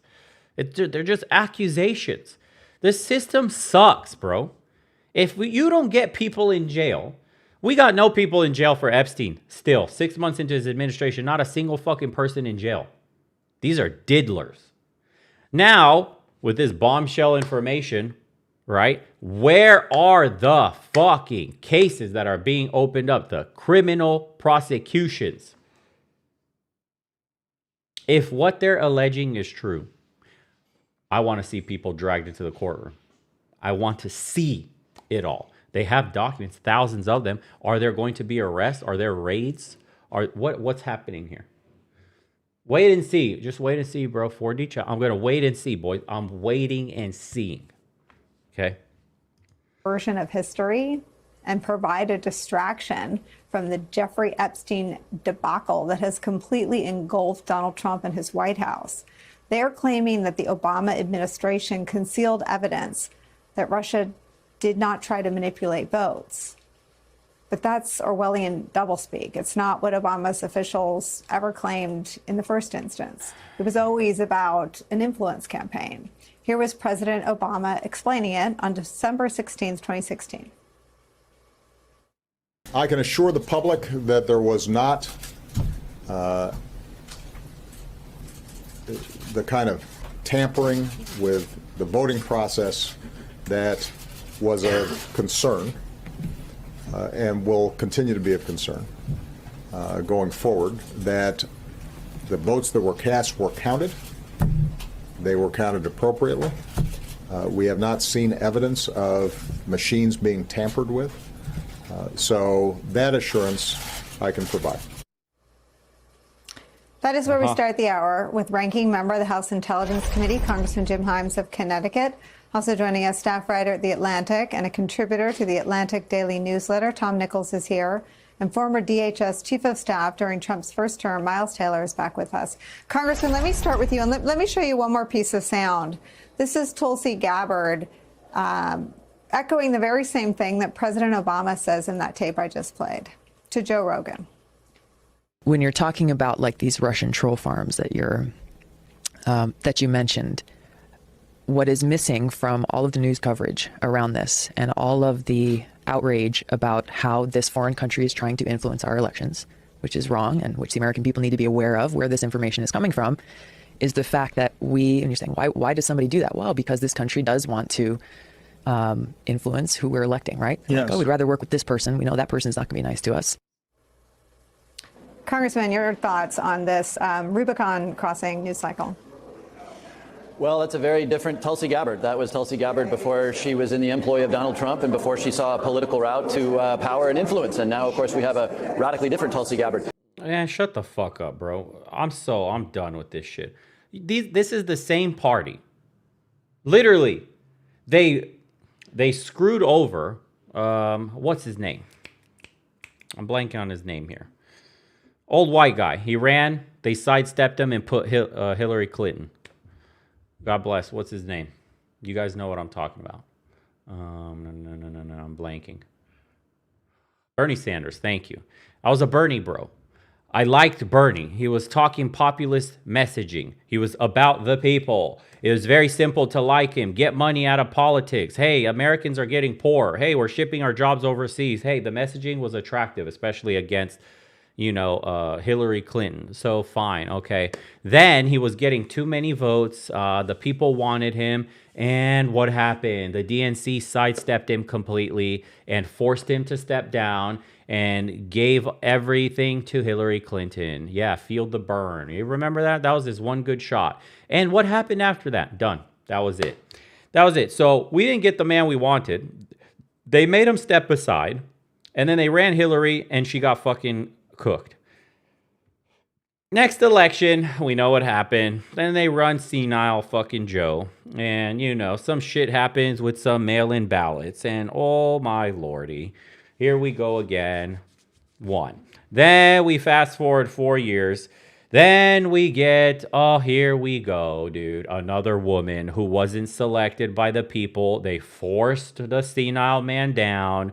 Last minute, the people didn't vote on this woman again. And the corrupt DNC put him in charge, put her, Kamala, in charge. And they thought that the people would just go with it, dude. Just be, yeah, cool, Kamala. She's black, but not really. She's actually Indian. Oh my God. But we'll run her as a strong black woman. And she was like Hollywood's whore, practically. Oh my God, she was getting passed around. Judge Joe Brown was talking about that shit. But, mainstream media is like, oh, dude, we're not going to talk about it. As she was slurping her way to the top, slurped her way into her position as a DA. Yeah, she throat-goated her way to the top and somehow made it all the way into the halls of power of running for presidency. Like, what the fuck?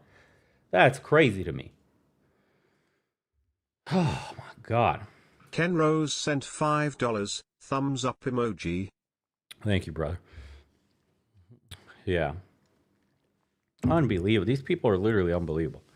You didn't play, by the way, any sound of then Senator Marco Rubio, chairman of the Senate Select Committee on Intelligence, who wrote and got a unanimous vote from Democrats and Republicans of an investigation of the Russian attack on the election, which, just as you have been saying, and just as you played Obama's saying, did not involve technical messing around with voting equipment, but did involve hacking the DNC and releasing emails. It propagated by Donald Trump. And now we're seeing that playbook again. And my only question is, when people like Tulsi Gabbard and Donald Trump accuse an ex-president of a capital crime that is punishable by death, who is going to die? Who is going to die because they've decided that they needed to... Yeah, well, apparently white men are Nazis and white men are the biggest domestic threat, terrorists. And, they're saying if we vote Trump, it's the end of democracy and white people bad. And yeah, okay, bro, heard it all. Who's gonna die now? Oh my God, really? Is that where we're going? So lives will be lost? You mean like how the nut job leftists are fucking rioting, torching cars and shit, shooting ICE now?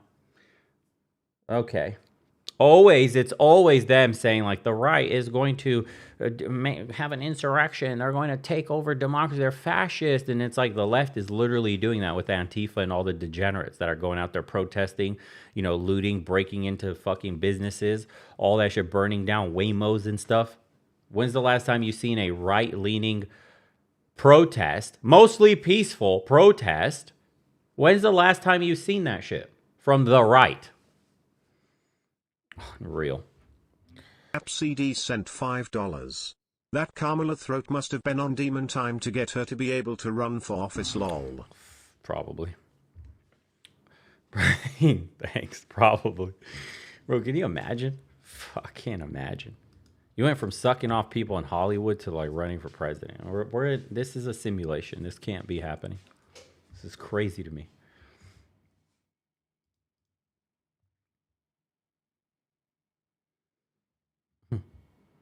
And then look at the bots in the comments. Is this even real? The worst mistake America made was not holding Trump accountable in 2021. Sad distraction from the Epstein list. We agree with that one. The American president is mad. He's unfit to occupy the office and needs removing. These are like Karens. Jealousy is a bad thing. He'll never compare to Obama. Slurp, slurp. Obama should sue both Trump and Tulsi. Enough of this nonsense. He has some balls to accuse anyone of treason. I hope he gets sued for defamation and more. Distracting from his own criminal behavior. I'm with that that one. How many times does he have to show you he's unfit for president? Such an embarrassment. I'm sick of this clown show. I miss the time when the U.S. had a sane president. When is the last time we had a sane president, buddy? When Obama was president, agree with him or not, we knew an intelligent, sane adult running our country. I miss that. Thank you, Obama, for being a great president and that ran the country with respect and dignity. President Obama had 8 years without any chaos. One of our most beloved presidents. You also know he deported a ton of fucking people. He's the deporter in chief. You remember those kids in cages? That was an Obama thing. And now when we're trying to do mass deportation, they forgot that Obama was doing the whole kids in cages. Oh no, the slurping never stops. People literally have a fucking goldfish brain for memory. It never ends, bro. It never ends. Listen to this shit. 2026 midterms, vote all Republicans out of office. I'm so fed up with this incompetent and horribly damaging regime that is trying to pass as a serious administration. What the fuck would you call Biden then? That dude was reading a teleprompter and he's like, end quote, repeat.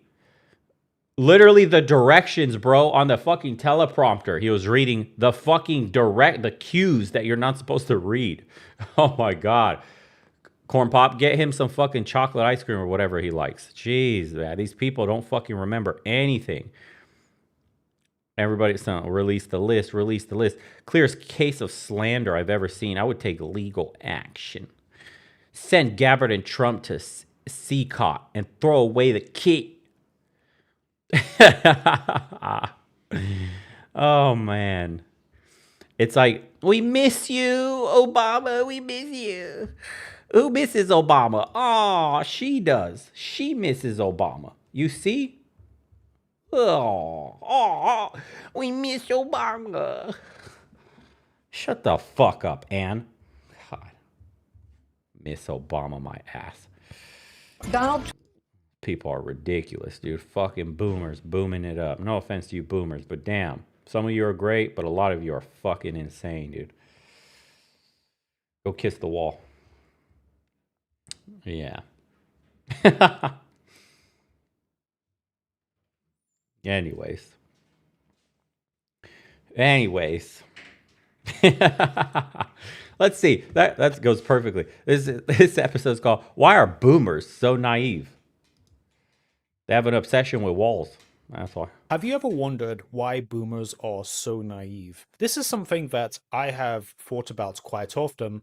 When you see these stories of boomers sending their life savings to Brad Pitt, or grandmas sending $1,000 in Walmart gift cards to some guy in India, which is a more mundane example, then you are probably acutely aware of this problem that is plaguing society, which is the naivety of boomers. It seems like boomers are kind of unique, and I guess I can use this a bit loosely, right? Like, we can include Gen X as well. They're kind of like boomer light. They have a lot of the similarities, but not quite as extreme and exaggerated as the real boomer generation. But they also have quite a lot of these foibles where they seem to lack skepticism at our current society. I missed that word. And, you know, a more recent example is how boomers are just getting totally one-shotted by AI. They seem to really... Boomers and boomer light, one-shotted by AI. You have a dog and a kid on skis, and this boomer here, Bonnie, says, "This made me smile. So sweet. This heart emoji. So adorable. Adorable. Boomers are fucked. Boomers and boomer lights, bro. It's about to be scam city in boomers. You can take pictures of their own kids and send a video in and be like, Mom, help me. Mom, I've been kidnapped. Send $10,000 right away to India." They can mimic your voice and everything. This is wild. Have a problem making a distinction between something that is real and something that is AI, to the point where it's just kind of comical. And I think the underlying reason is that we are currently now living in a low trust society, whereas boomers grew up in a high trust society. So they are functionally foreigners in this world that we live in today. That's so true. And I know that's a big claim, but let me flesh this point That's true. out, because I think when you understand this, you'll kind of get why boomers are the way they are. If you ever look at any media that boomers would have grown up with, take for example, you can go check this out yourself. Search on YouTube, Leave It to Beaver. Watch this show. This was like a big show that boomers like watched, right? And something that you'll like really quickly realize is that this is weird. This is weird to us, right? Let's see a scene of this. Hold on. We have to see a scene of this shit.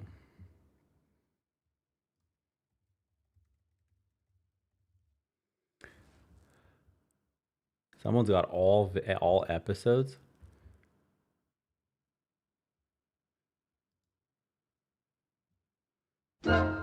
Is this shit still copyrighted, chat? I don't know if it is. Can you tell me? We'll mute it. I'm not sure if we get hit with some copyright.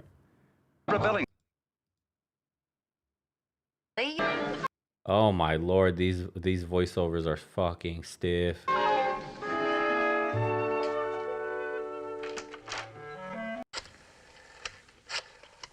Watch out, bro. He's calling his girlfriend on the the rotary dial. 80-cent bowl of soup? Well, see, the thing is, I'm supposed to take Julie out to dinner, the White Fox, and that's how much the soup is. Eddie says it's one of the richest places in town. Yes, well, How much? Let's see the price. Hold on, boys. He's talking about richest spot in town. What's the price? Worldly question. Yeah, I suppose once or twice in my checkered career, I must have encountered an 80-cent bowl of soup. Well, see, the thing is, I'm supposed to take Julie out to dinner, the White Fox, and that's how much the soup... 80 fucking cents. A bowl of soup, boys. He's bitching about the richest place in town is 80 fucking cents. Do you see what you lost? 80 motherfucking cents. Bruh. Wow, dude. Oh my God. We are beyond fucked. That dude's complaining over 80 cents. Unbelievable. 50-cent gallon of gas at the time. You gotta realize. Yep. Holy fuck. ...is. Women were like, boys, he's about to drop the truth. I'm broke as fuck. We're not eating no 80-cent soup, bitch. You're out of your motherfucking mind, Sally. We don't got that kind of money around here. I ain't made up. Bro, he's blowing his chance to get his meat stick sucked dry. My poor dude. He goes, do I spend 80 cents on the fucking soup and then get my pipe absolutely glizzied up? Or do I not get this food and not get glizzied up? I promised to tell them all about it and exactly what we have to eat, and I've got a new dress. And he probably has a car. He's driving some 1960 something, the fucking bucket straight out of metal with a crazy V8 that puts out like 10 horsepower. And he's able to drive her ass over. He's fucking... You see the programming? This is the programming boomers got. Straight up folded. Bro's over with. He doesn't have 80 cents for soup, bro. This is one of the... Leave It to Beaver was what they all grew up on. Simping. Folding. Not having spines. Get that 80 cents, boy. What's he going to work on to get that 80 cents? Let's see. He's about to go beg daddy for some money. Daddy, please. I need to get glizzied up. Please. Please, daddy. I'll work for you and pay you back, daddy, please. $15 and you can pay me back later. Ah, here comes the no fucking consequences for my actions. Here we go. This is why they're selfish. You see? You see? There it is. I'm going to loan you, boy. Boy, I about loan you this $15. No problem, son. You're going to pay me back later. You hear me? We got some work to do around the house. Now you tell that blonde bitch she better enjoy that 80-cent soup. You hear me? We started bailing motherfuckers out. And you're my son. I'll bail you out. That glizzy better be worth it. Oh my God, bro. You can't even pick up the phone. You're so fucking useless. Your daddy. I'm your daddy. And don't worry about me, son. I'll get you that reservation, yeah. You don't worry about a goddamn thing. I put money in your pocket and I'll make the phone call. And goddamn, you understand? You're getting some glizzied up action tonight. I'll make sure of it, yeah? Just remember you owe me the $15, boy. I need you out of the house, 'cause we need another kid. I'm about to give your mammy the spanky hanky. Get out of the motherfucking house right now. Sure, I'll be glad to call Maurice for you. We take clients there to lunch quite... Yeah, we call it that guy at the white fella. Yes, you. Thank you, sir. Goodbye. That wasn't Richard at all. That was some fancy talking guy called Mater D. For Wally. Wally, hey, Wally. Wallace Cleaver, our debonair, handsome man about town. Wally, you do look handsome. Oh, they bailed him out somehow, bro. They bailed him out and got him Mom, in there. don't say that. I feel funny enough already. How's the... God damn, daddy bailing him out again, bro. Let me call the restaurant. I know the owner. We went to fucking war together, okay? We are killing Nazis. Now, I'm gonna make a quick phone call, and we're gonna get this taken care of. I'm not embarrassing my son one goddamn second, okay? He's gonna get that glizzied up. One way or another. This boy, I swear to God, this boy keep fucking up. This boy can't do any goddamn thing right. These kids can't do shit. Fucking boomers. I wallet once, my mother... Yeah, and it was great. That waiter even knew my name, and he let me sign the check and everything. Well, Wally, when the waiter knows your name, that's absolute proof. They couldn't even thank their own fathers. Enough. Bro, they're feeding... This is what they're feeding them on TV. I feel bad. Jesus.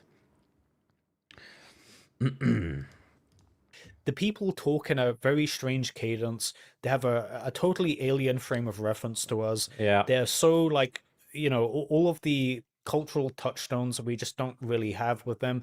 It's just such a... It may as well be made by an alien, right? It's just so different from our worldview and, you know, what we experience and like how we talk and, you know, just our general worldview is just so different to the time that this content was made. Like if you like just transported me to the Leave It to Beaver world, I would just be so fucking weird, right? Like they would look at me like I was an alien, right? The way I talk, my frame of reference, you know, just the simple mannerisms that I have would just be so strange to people in this generation, right? Like I would just be a total freak if you transported me to like the 1960s, right? This is what has actually happened. Like these boomers came from this time. Do you see what I'm saying, right? So like, of course, they are going to be ill-equipped for this society that we are living in today. It's just so different to what they grew up with. They are not equipped for how low-trust society it has become. The Anglosphere society today of UK, USA, you know, the Western Europe, right? I think we're closer to Brazil than we are to the world that boomers grew up in. Yeah. Like, I literally, right? Like, I think if a Brazilian came over to USA, he would have more in common with Americans than a boomer would. Like, I literally think that would be the case. Like, you'd have more in common with that Brazilian guy. And that's kind of crazy, right? Nailed it. Boomers are, like, are even more foreign than a foreigner would be. Like, when you really, like, think about it. Like, they didn't grow up with the internet. They didn't grow up with smartphones, content creation, a lack of gatekeepers and professions. Like they just don't have like a frame of reference for them, right? So for boomers, a lot of the world and society that we live in today is just, it's so alienating to them, right? A grandma that watched Leave It to Beaver back in the day is not equipped for an Indian call center that is mechanically designed to extract as much money from her as possible via Walmart gift cards. She's just not equipped for that level of low trust, right? You know, she'd never encounter this many liars back in her day, right? And I think like this naivety of boomers, it materializes in many ways, right? Like a lot of the world ultimately still run by boomers. Like that's just how it is. Yeah, there's some crypto billionaire millennials around and, you know, tech startup guys that are millennials and maybe some Gen Z, but ultimately still the world is run by boomers. So a lot of our social instruction and institutions that we get informed by is by, you know, logically going to be kind of out of touch, right? A good example is like the emphasis on college, right? You know, the public zeitgeist still believes that college is like this sacred cow, like it's this institution where if you go to, you're just going to become middle class, just like by default. And yeah, that was true in the day of boomers. Like college really was, you know, a go-to middle class ticket for anybody, right? Like you could go to college and that was like a huge fucking deal, right? Having a degree that kind of guaranteed you a middle class lifestyle, a white picket fence lifestyle. Imagine that. And you know, obviously just isn't the case anymore. It's just not the case. You know, it was back in their day, which is why there's so much of an emphasis on people going to college. They still think it's this sacred cow institution where, you know, you're going to go there and you're going to become something. You're going to become like some high flyer, like just going to college and getting a degree. I've even done like some napkin math on a generic college degree in America. And I remember I calculated it to be like, you would break even on a generic college degree in like 25 years or 27 years. It was some ridiculous Shit. length of time for a college degree to actually pay off. And I'm including time lost by you not participating in the labor force, right? That's something that very rarely gets accounted for. But, you know, if you're spending 4 years in college, that's 4 years you're not working and climbing the ranks in a career, right? And you know, this napkin math is assuming that the guy that didn't go to college just simply never got a promotion or any advancement in his earning potential. And even then, it takes like a college degree 25 years, like a quarter of a century to break even. So, you know, according to boomers, that isn't risky. You know, that isn't risky, but starting like a YouTube channel or getting into content creation is this big risk to them, right? So yeah, like a lot of our social instruction is still under the assumption that the world boomers grew up in still exists. And on the flip side of boomers being naive as to how low trust society is now, they also are skeptical at things that are actually really safe and beneficial, which is really fucking annoying. You know, how many times have you had like you've overheard like your grandma saying, "Oh, she doesn't trust putting her payment information online," or like, or some just like vague like skepticism about something that you know is safe. You've probably all heard this, right? Where they are like skeptical at the wrong things while trusting the things that are actually dangerous to them. Like Bitcoin, for example. In the Bitcoin obituaries, like legacy media has said that Bitcoin has died over 400 times. The first article that came out of boomers about this was when Bitcoin was 23 cents. You know, Bitcoin has been dead, according to boomers, since it was 23 cents a coin. Damn. And if you're living under a rock, Bitcoin is now over $100,000 a coin. So, doing some rough math here, if you had like $100 of Bitcoin when that article came out, you'd have $40 million today liquid. Fuck, bro, we fucked up, chat. Why didn't we see it? I was too busy gaming, dicking around, chasing pussy, bro. I got biggest L of my life, dude. $1 I had at that point. I got in a car accident. That exact time when Bitcoin was like 20 cents, I got in a car accident, some shit like that, and my lawyer won me 20 G's, $20,000. Like an idiot, I paid off my credit card. My credit card and used the cash for something else. I had in my hand 20 stackaroos. I could have been a fucking billionaire.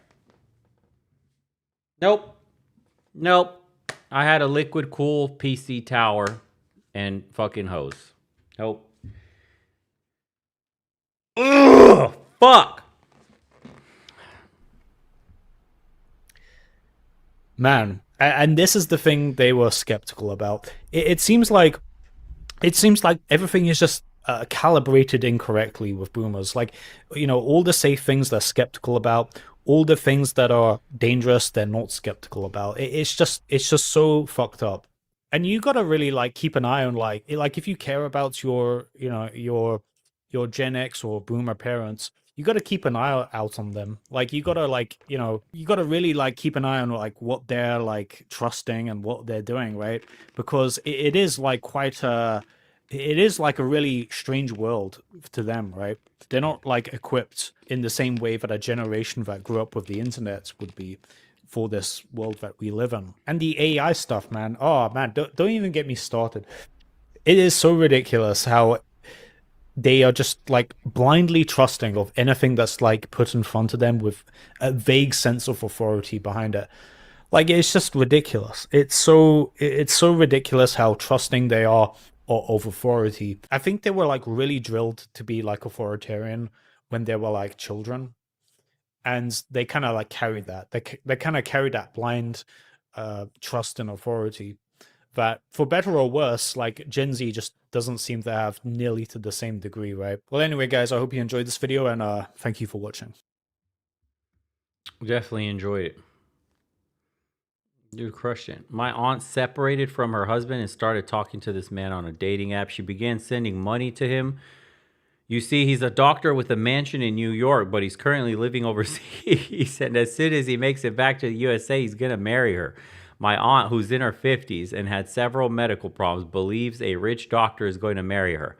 Oh, but she got my grandmother to send God knows how many hundreds of dollars, and my dumb brother gave her several thousand because they will be paid back when he arrives back in the USA. The entire time I flat out laughed and told him it's a fake scam, and I was treated as if I insulted the real relationship. Holy hell. What the fuck? Wow. They even trust institutions and politicians. Boomers during the 90s and 2000s will constantly tell us not to believe everything we see on the internet. What a damn 180, LMAO. Can't remember when I heard it, but this stuck with me. No one has had more opportunities and experiences than baby boomers, and yet so little wisdom to show for it. Oh. After you've been exposed to RuneScape, you know what a low trust society means. I don't even know what that means, but okay. They chose psyops, and now their ego is committed a sunk cost fallacy. Yeah. A large part of it is cockiness. Often they were successful not because they were smarter, but because they grew up in a time of plenty, because they think they are smart even though they weren't. You can't tell them anything due to their inflated ego. Couple that with negative effects of aging, it's a bad combination. Damn. One of my great fears is that the world will continue to grow more deceptive, more filled with yet more sophisticated scams. And by the time I'm an old man, I too will be falling for scams that the kids will call obvious. Yeah. Because they grew up in a high trust society and haven't realized they destroyed it. They literally voted for a world we aren't allowed to inherit. I'm a 66-year-old boomer in Houston, Texas, and went to Leave It to Beaver grade school. When it was time for middle school, desegregation was underway. That middle school was like a mini prison in an absolute war zone. I think that's why I relate with so many younger folks. My high trust perspective was completely wiped out. Wow. Back in 2015 or so, my grandpa, or grandma, excuse me, then age 65-ish, asked me how this advertising agency sent me mail. I haven't given them my address. And she had a look of horror on her face when I mentioned that everyone's address is instantly available online. She didn't understand computers and didn't have the eyesight or will to learn it. Also, she didn't understand nobody cares about her address. Wow. Huh. 60-year-old younger boomer here. The reason that boomers are suckers is because they lived their formative years in an America that was much more civil and honest than it is today. The parents of the boomers behaved as if they would have to account for every bad deed one way or another. But some boomers act as if people who get scammed are just suckers and losers. The culture changed. Hollywood put out movies that celebrated criminals. Movies like Bonnie and Clyde and The Godfather. Crime started rising. Boomers had a hard time adjusting because they were raised in a polite, high-trust society. Doubting people and regarding them with suspicion was considered incredibly rude. It was socially unacceptable not to trust people, even strangers. It was unacceptable not to invite a stranger into your house or to refuse to answer their questions. My late Aunt Claire took out subscriptions to dozens of magazines that she didn't want because she was taught to never be the first to hang up the phone when someone calls. She thought that she had to stay on the line until they hung up. Well, they would just keep talking and talking until she gave in and subscribed. She simply couldn't bring herself up to hang up the phone. That's crazy. Long story short, boomers really had it great. Not only was America safer and richer, people were much better behaved. Not just street people, business people, and professionals of all kinds. Fewer things were outsourced, so they weren't exposed to scam artists from all over the world. It's too bad they didn't pay it forward. Wow. That's an enlightening statement. Wow.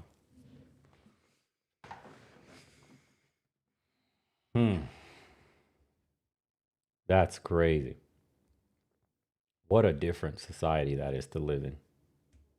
We can't even fathom it. We live in such a low trust shithole of a society that you have to have eyes in the back of your head. You have to look at people with suspicion, right? It's an alien culture for real. You trusting people by default, that's how you get fucked over, bro.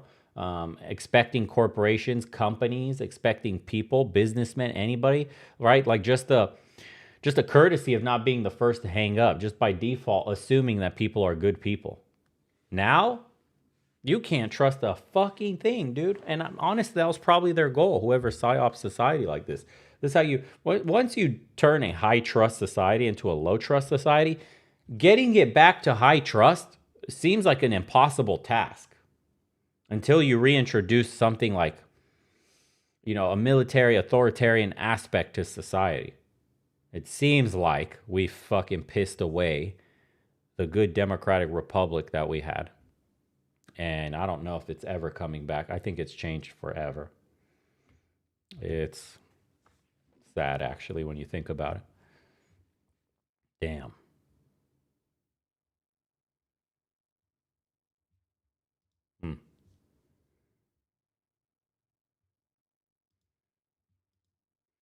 Okay. So, well, talking about how much society has changed, this one says, and it went viral from 9 days ago, the USA is a third world country for millions of Americans.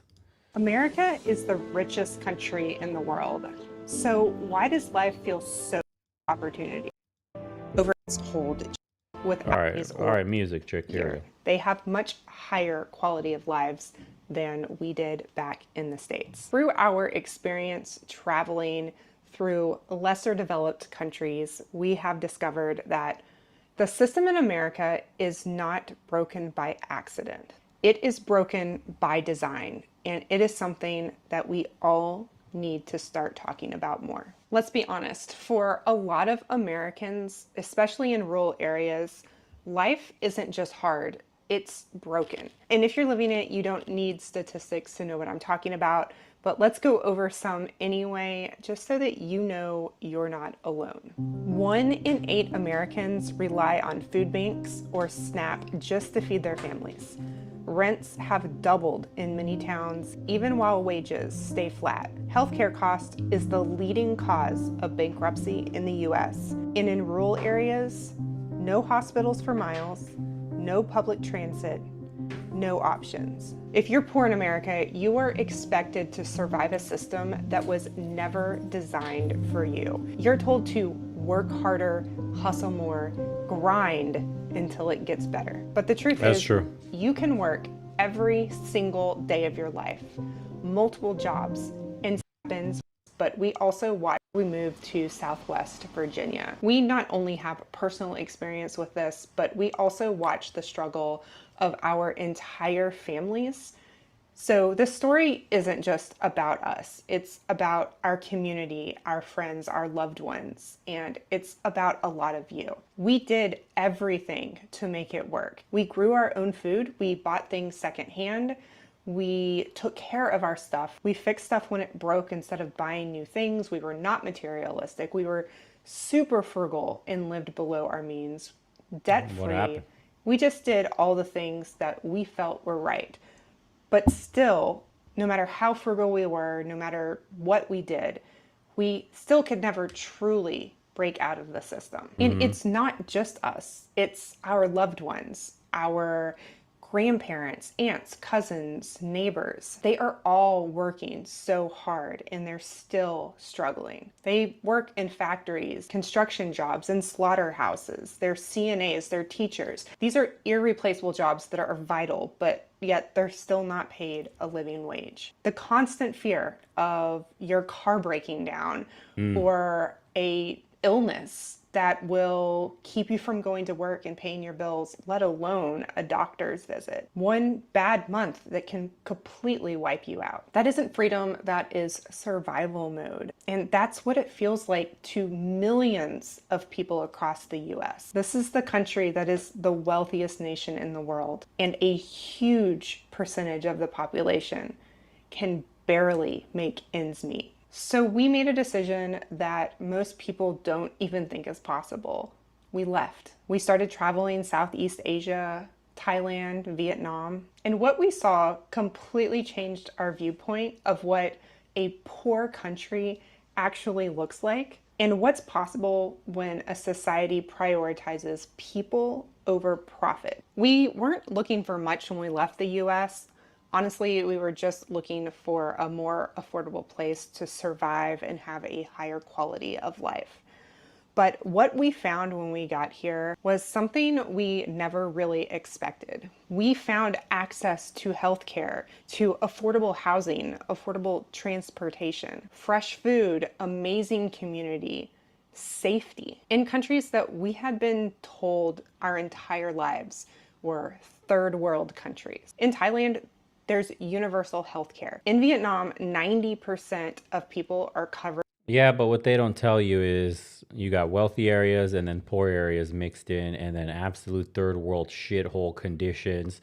There's sewage running into the beaches. You can't say bad shit about Thailand because literally you could get arrested for that shit. And if they're still living there and have a stake in living there, you can't say bad shit. When I was in Thailand, I was told to watch out, don't speak about, the king or whatever, the royal family, and also the government. You can't speak to businesses either. If you had a horrible service, you can't say shit because you'll get picked up by the authorities and shit like that. So all these Thailand bros telling about how fucking great it is can't tell you the truth.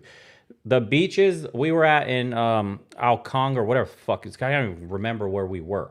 We went to some beautiful part of some less touristy area, and there was literally a drainage system from the town. Feces and poop. You could see people's toilet paper and fucking deuces floating in the water, going off into the beach, bro, that people were just like walking across the sand. And people were like swimming there. Are you fucking kidding me? I couldn't show that because obviously you weren't allowed to see that shit. If you remember on the second channel, when we were in Thailand, did a video. If you go look at it, you can find it. There's a fucking... what is that shit? A monitor lizard in water. Bro, I had to cut like 2 minutes of that video because the monitor lizard is in some dark, murky poop water eating a fucking fish. And when you look where the water, it reeked of shit. It was sewage water. And there's fucking people swimming next to that shit. Please don't tell me like it's nice to live in Thailand and all the shit. There's bubbles, bro. Yes, you have nice areas and they're extremely cheap compared to America. Yes, for a poor American family, yes, you can go live in your little bubble, and as long as you stay there, it's better. But you're trapped in your bubble. When you start to go across the whole country and you go into like the fucking regional, out in the boondocks areas, it turns into shanty town shit. No offense. No offense. Don't take any offense. It's true. Anybody that's ever went to Southeast Asia, the pollution is fucking god awful. You know, Bangkok is a massive city, has beautiful parts, but it's also some more uglier parts. But the fucking stench, bro, you will never smell the combination of smells that you could possibly smell when you're in fucking Bangkok. Anybody who's ever been to Bangkok and can speak honestly about it can fucking tell you. Reeks. So please, miss me with that shit. The amount of fumes from all the fucking scooters and the cars and all that. Don't tell, like, they look at the fucking map for the pollution levels and the quality. Excuse me. If you find your way in Thailand and you're doing well and you're off the beaten path a little bit and you got a woman and family and yeah, no problem, bro, cool. You know what I mean? You know what it's really like. You understand the truth. Don't try to spin it to people and make it seem like it's this perfect utopia. You understand that there's expat bubbles. That's a real thing. And the moment you step out of your expat bubble, it turns into a third world shithole. That's the truth. You get what you pay for. Infrastructure is not equal everywhere. It degrades rapidly outside of the heavily, wealthy areas, far more than the West. That's the truth. I did that video and I told people, and the fucking Thailand people were all up my ass. Dude, you don't know what you're talking about. You didn't go long enough. Yeah, like my eyes fucking deceived me, bro. That people were diarrheaing out of their fucking minds eating some of those nasty street foods. Like, you don't want to touch any seafood there. They literally don't even use ice. Some of those stands got like sharks and octopus and fish that are just sitting there baking in the sun with flies all over them. And then they'll take that and cook it for you and eat it. Yeah, bro, come on. You got to do basic shit like not brush your fucking teeth with the water coming out of the faucet. Get the fuck out of here, bro. Tell people the truth. There are trade-offs wherever you go. There's a reason it's so fucking cheap, you guys. But people don't want to be honest. By public health insurance. And healthcare costs are much lower. While we were in Vietnam, we had to take our 2-year-old to the ER after a head injury, and we paid a little over $7 out of pocket to be seen, and that was without health insurance. Meanwhile, in America, it can cost $300 just to go to the doctor. Yeah, you could drink the tap in Romania. Everybody drinks the tap in Romania. It's probably 15 years ago, I would tell you not to, but yeah, for the dude asking. And thousands of dollars for an ER visit. And that's with... I don't recommend you drink the tap anywhere, though. Just saying, bro, bottled water all day. I ain't drinking tap water anywhere. Romania, America, wherever the fuck. The ice machine in your fridge, don't ever touch that shit. Have you seen what people's pipes look like? Have you ever seen a pipe? The main line coming into the house? Fuck, dude, it's disgusting in there. Insurance. In the food here... Someone said, will the boomer wealth transfer happen? It won't. It is so healthy. It is fresh. It's grown locally. There are neighborhood street markets on every corner. It is affordable food, even when you compare it to the wages that the people make here. There's fresh vegetables and fruit and meat and spices and pre-cooked to-go meals that you can just grab and take home with you that are made by local families. Even the poor families here eat well. They have access to affordable, healthy foods. It's not owned by corporations. It's not profitized. It's just local people feeding each other. Compare that to rural America, where processed food is more affordable, maybe the only thing available, and people may have to drive 20 miles just to get to a grocery store. In the community here is strong. They are still very much family-oriented. Families live together, elders are respected, children are respected. People know their neighbors. They look out for each other, even us, even being foreigners, even not being from this area. Just the community vibe that we get, particularly with our 2-year-old, we feel so safe and accepted here. Listen, we've been told our whole lives that America is the greatest country in the world. And I'm not here to bash America. There are some amazing things about America. I love certain parts of being American, of course. I'm not denying that. But we still have to acknowledge the problems that we are facing. A lot of us are facing and are truly struggling. We've been sold the lie that if you work hard enough, that if you sacrifice enough, everything is going to be okay. But what I've seen overseas is that a good quality of life is not only about wealth and making more money. It is about priorities. These countries aren't perfect, far from it. No country is, but they are prioritizing healthcare, affordable housing, transportation, community care, basic human dignity. While in America, that is slipping away for millions of people. So when people ask us, why did we leave? Isn't it scary to move abroad? Yeah, their food isn't particularly healthy anyways. So, uh,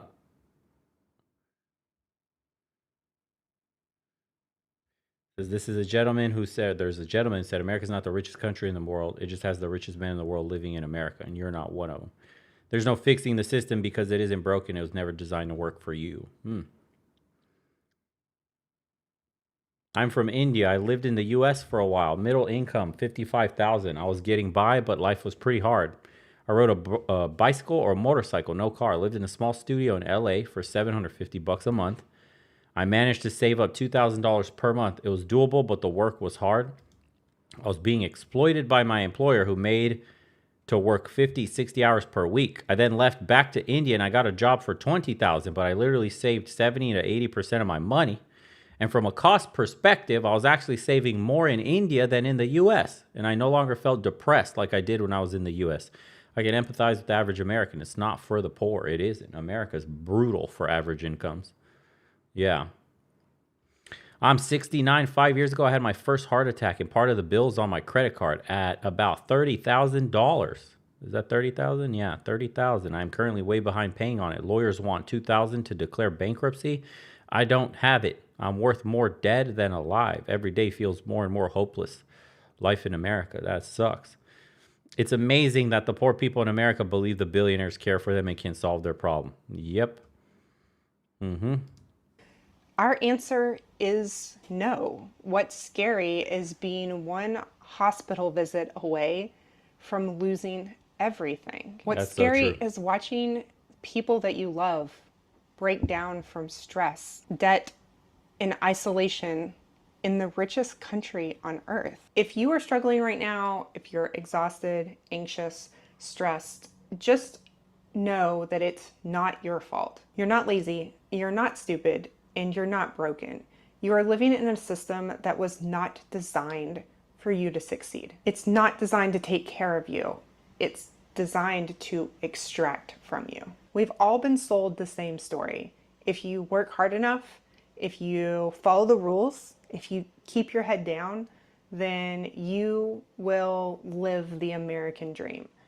But that American dream just isn't true for most of us anymore. The cost of housing, it's been gone. food, education, healthcare have all skyrocketed, and wages have barely moved in 40 years. Meanwhile, billionaires are tripling their wealth and corporations pay almost no taxes. This isn't a failure of individuals, it is a failure of policies by both parties that over decades have prioritized profit over people. Us in America are owned by corporations.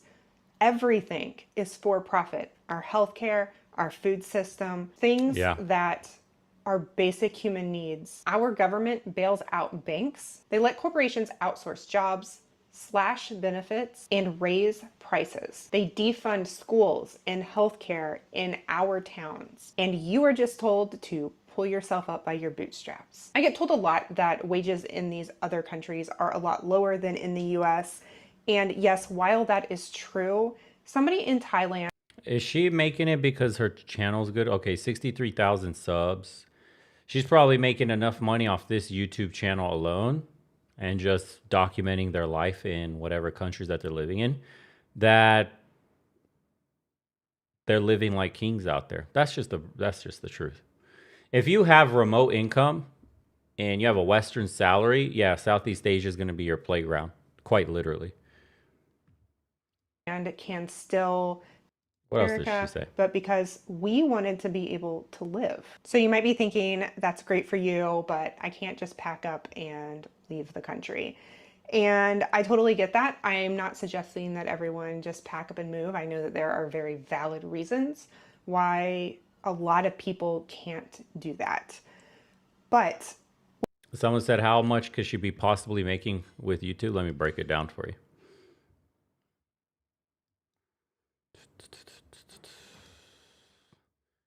Uh, 342, 300, 255, 190. Okay, what is she averaging on her latest videos? 30,000. She got a big bump here, so she's going to start getting more and more big bumps. 13, 52, 12, 32. She's probably making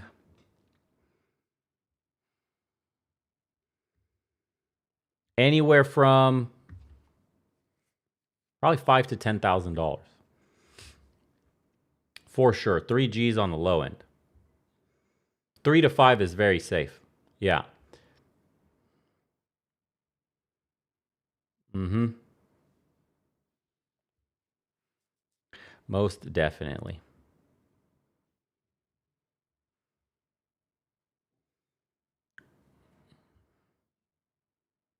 Yeah, three to five a month for sure, guys. She's making $3,000 to $5,000 a month.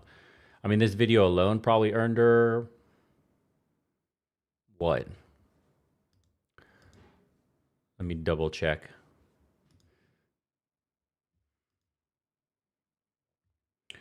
Let me see, just on average, right? 400 something view, 1,000 view video. I'm just gonna pull one of my random ones that have 400,000. So she got what, 424? Okay, here's 426. And literally similar topics. It's how a Filipina wife changed his life, right? So that video earned 1,200. She made 1,200 bucks on this video, or more potentially, or more, upwards of 2,500 on this video alone. Yeah, depending on how the ads got served. So she made from 12 to 2,500 on this singular video, and she has a bunch of these on her channel. There you go. They're doing well. She can live overseas, no problem. Yeah.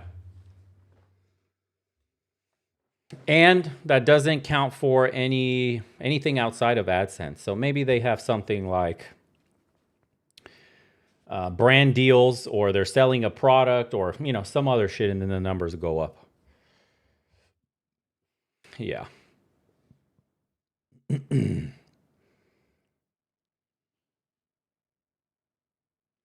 Someone say YouTube seems like the easiest money there is. Yeah, in terms of difficulty, like physical difficulty. Of course. I used to do construction. Like, that shit's way worse. It's fucking, YouTube's a blessing, bro. In terms of like physical damage to your body. I would not even call this a job, honestly. I would call this like, this is fun. It's just not easy to break through. That's the issue. Thank you. It sucks, actually. I'm doing something in the private community where I started 3 new channels with the same exact video, just different editing and titling. And only one of the 3 took off, but that one's going to get monetized soon. And we're running like a, like a little theory, a case theory on how to go viral on YouTube and stuff like that. So that's interesting, but I wouldn't call this shit a job at all. I did remodeling and construction. I was up fucking putting up stucco. I was fucking building Starbucks, renovating hotels, working in schools. Like I did plenty of hard work. I used to go to work with 5 different shirts, and just for all the sweating I used to do in Atlanta, no thanks, bro. My hands would be fucking shaking. Smell of fucking cement, sweat, and inhaled so many toxic fumes I can't even fucking remember. I probably lost a few years of my life.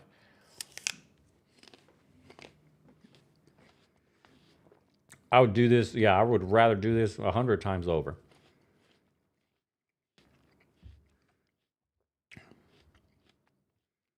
Anyways.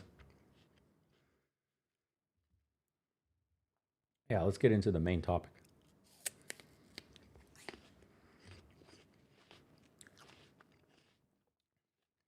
Yeah, the heat's different when it's so humid. I remember climbing up 40 feet on the wall to patch some woodpecker holes, and it had to be like 100 degrees plus the humidity. And you got to remember, we start work at like 5, 6 a.m. And then, dude, I was about to fucking faint. I had a wet shirt over my head with a wet cap on, with another shirt on me, obviously, of course. And just like, I'm over here, like, I'm starting to fucking lose. I got a bucket up there with me, right, of cement. I'm just applying that shit, you know, putting the mesh up there. I'm just putting the cement up there. Okay, this is the first coat. And I was like, oh, fuck. By the time I got to the finished coat, I was like, whoa, dude. I'm starting to see purple and little lights and shit. I had to get down from the ladder. Dude, that shit is it's insane.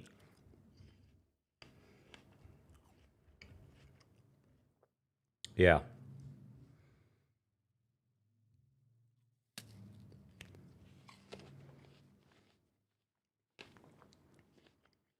Yeah, construction is no fucking joke. But that leads us into this, dude. The corporate hustle myth and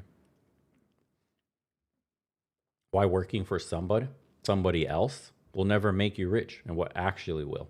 So, you know, you've been sold the lie that in modern capitalism, if you work hard, that's from everything you've watched earlier, if you climb up the ladder somehow, someday you'll be wealthy. That's the dream that they sold us, right?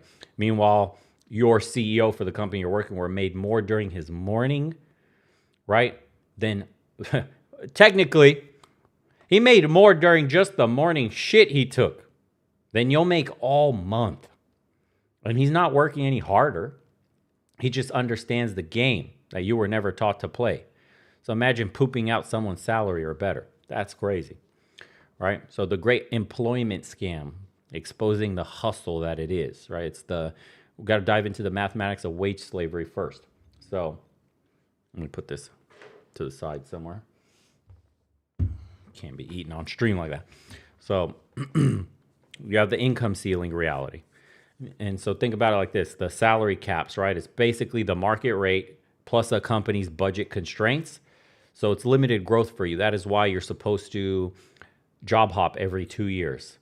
You know, you're exchanging your time for money. That's the trap. You only got 40 to 80 hours max that you could give in at a time. You got one body, and the burnout's inevitable when you're pumping out 80 to 100-hour weeks, right? Then, not only that, you get your ass handed to you when it's tax time. W-2s are the highest taxed, right? 30, 40% of that is gone, and there's no write-offs for a W-2 employee. You're the government's favorite bitch, right? Everyone or every raise, you can say it costs more proportionately to what you're making. Real actual growth, escaping the trap, it never happens. That's the hidden wealth transfer that you're feeling, that you can never get ahead. Okay, and then you have the average worker generates, because this is why they hire you, 3 to 5 times their salary and value. So you're producing for a company 3 to 5 times what they're paying you. The company keeps the difference, and you are subsidizing the shareholders directly.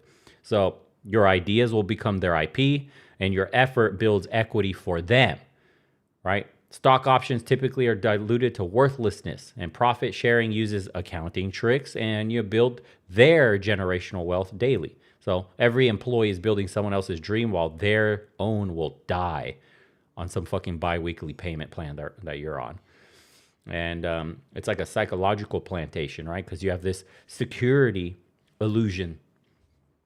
The average job tenure is 4.5 years or less. Okay? The layoffs we've seen, like that other guy in the video that was playing Call of Duty, they happen without warning. It's all BS. Your loyalty means nothing, guys. And then they trap you with benefits too. For example, you're a hostage to health insurance, so you can't even leave if you wanted to because you may lose the coverage that your family or you desperately need.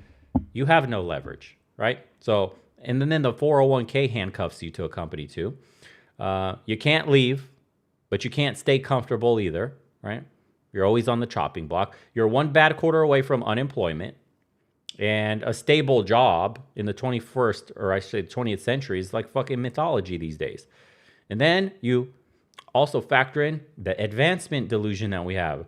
There's this pyramid structure, you know, many workers, few executives. Less than 1% of workers get to the C-suite. And politics in the office mean more than performance in promotion. Just as we've seen. They call it the Peter principle, right? Promoted to incompetence, then you're stuck.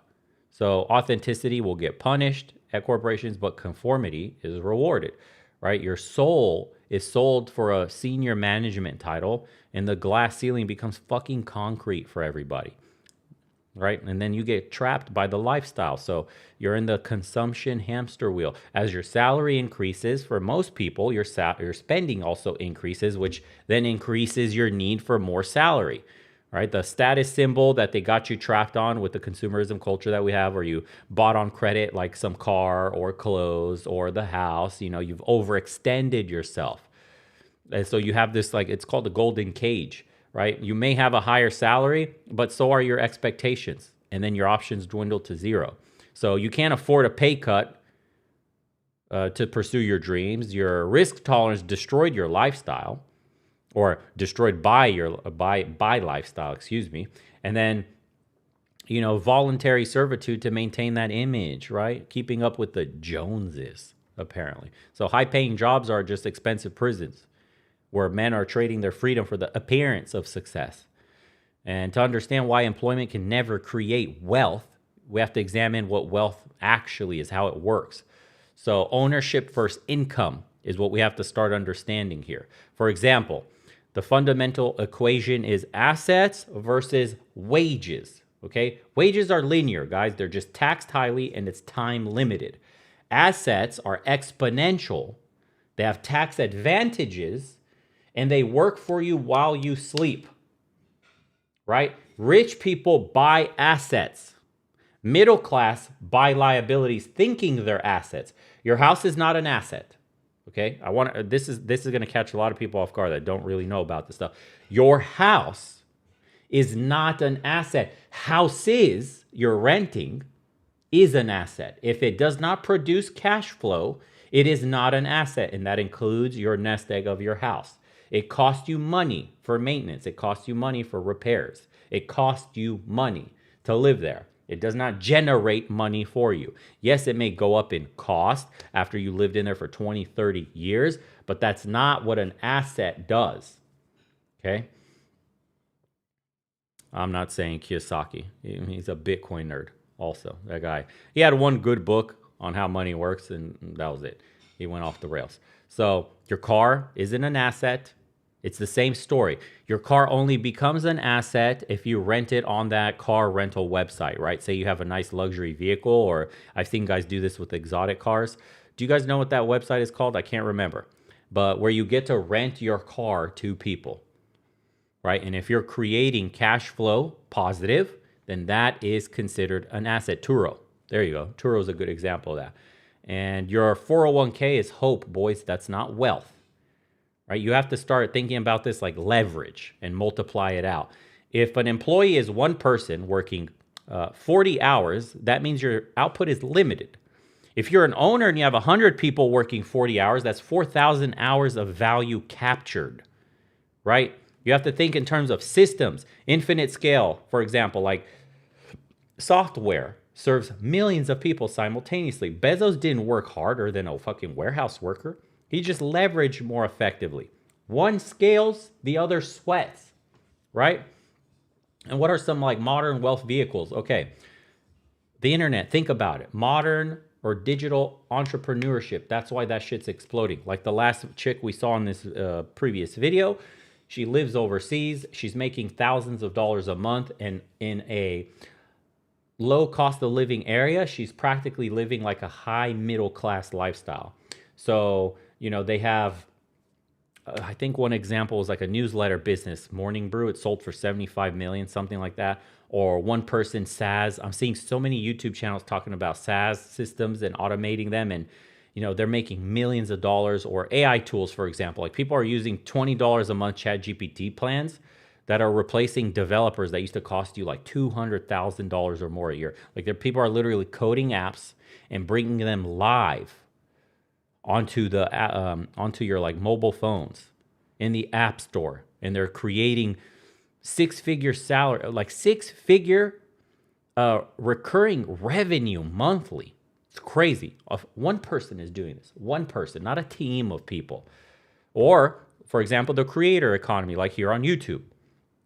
YouTubers are earning, some YouTubers are making 8 fucking figures with very small teams.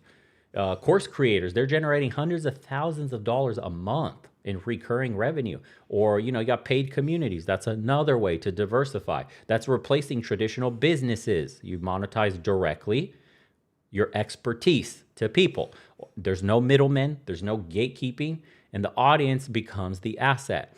And it helps avoid censorship, and you build trust with your audience so people join and they get help from people that could actually help them or have skin in the game to help them, because you're the client directly. They depend on you to keep the subscription going. So you must provide with value, shit like that. It's not a corporation that doesn't give a fuck about you. Like you go to some multinational corporation that does accounting or law or whatever, and they put you on the phone and we'll handle your case later, calm down. It's personal. It's different. And that's why this shit is replacing traditional business, because you could run it like a one-man army. With Wi-Fi in 2024, teenagers can build what required millions to get done in 1994, guys. Right? So the exit reality for most people is that, SaaS companies, they can produce 5 to 10 times annual revenue. Service businesses, business to business, like you could easily 2 to 4x annual profit for yourself. No problem. Content businesses are making 3 to 5 times annual earnings for most people, right? One liquidity event, like one sale of a product or something like that, can equal a lifetime of salaries. Employees save pennies, owners sell companies. Imagine that. There's an entire different game here altogether. You must think of a business as an asset that you're building. Sweat equity. That's what it's called when you put in your time for very little in the beginning, right? But before all of this, we have to address the elephant in the room. And it's real. Your mindset, specifically your money mindset, is programmed for poverty, right? Poverty really is a mindset. Listen to me on this one. You have to go from the scarcity to abundance. Here's what I mean. You are programmed, since we're small kids going through school, going through the college pipeline, and then getting a job. That's employee programming. Right? They put you in scarcity by default. What I mean is you hear stupid shit too. Money doesn't grow on trees. That's childhood programming. Fixed pie mentality. Someone's gain is your loss. You can't possibly produce a pie for yourself. Or permission-seeking behavior. You got to ask for a raise. You have to justify expenses. Your self-worth literally gets tied to your salary negotiation. Your value is determined by other people. And abundance feels like it's danger, it's risky. So then you get caught up in like fear-based financial decisions, right? You have to save for a rainy day that becomes a permanent storm. You avoid all sorts of risk and you gain nothing substantial, and then can't afford as the default response to opportunity, right? The poverty consciousness is self-fulfilling, you guys. Rich people are seen as the other or evil in this mentality because, he must have scammed his way to the top. He cheated somehow. He did something illegal. Because rich people's relationship with money is different than poor people's because of the abundance versus scarcity mentality. A poor person, I can't afford this risk. I shouldn't ask my boss for a wage. I shouldn't, whatever it is.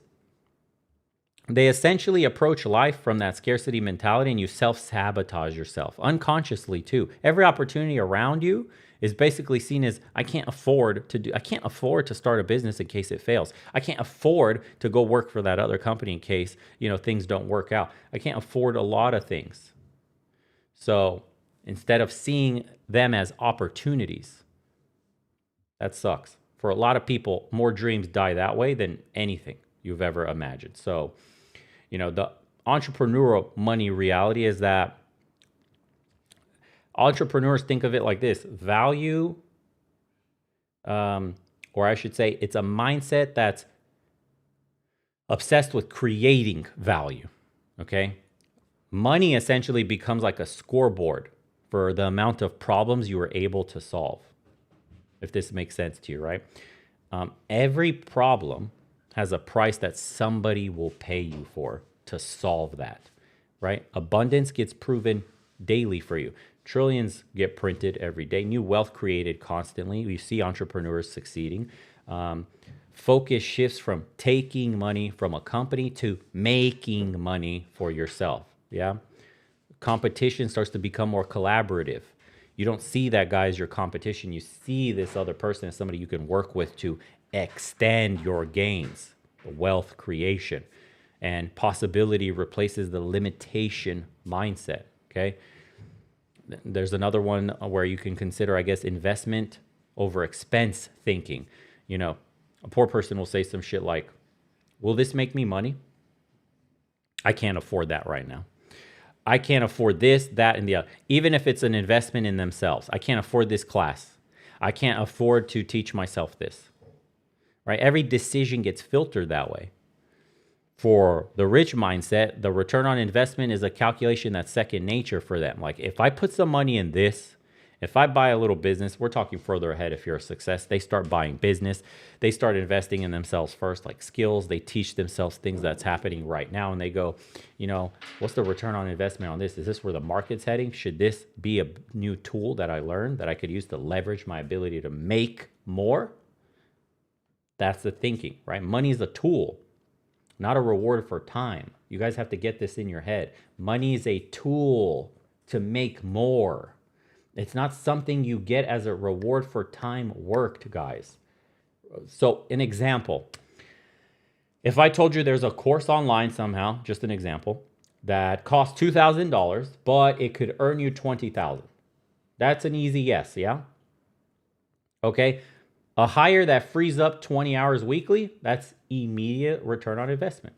And then what rich people do is they reinvest the profits for compound growth. But when a poor person sees course cost $2,000, what's the value that I'm getting for this? Oh, I don't know if I could make 20K. Oh, I can't afford this right now. We're just using an arbitrary number. The course could be $100 fucking dollars. It doesn't matter. But the point is, the relationship from scarcity, it feels like, even though it's an investment in yourself, it feels like you're giving away the very thing you worked so hard for, $100. In essence, when you refuse to give that one thing, you get less also. Yeah. So you have to break this programming, guys.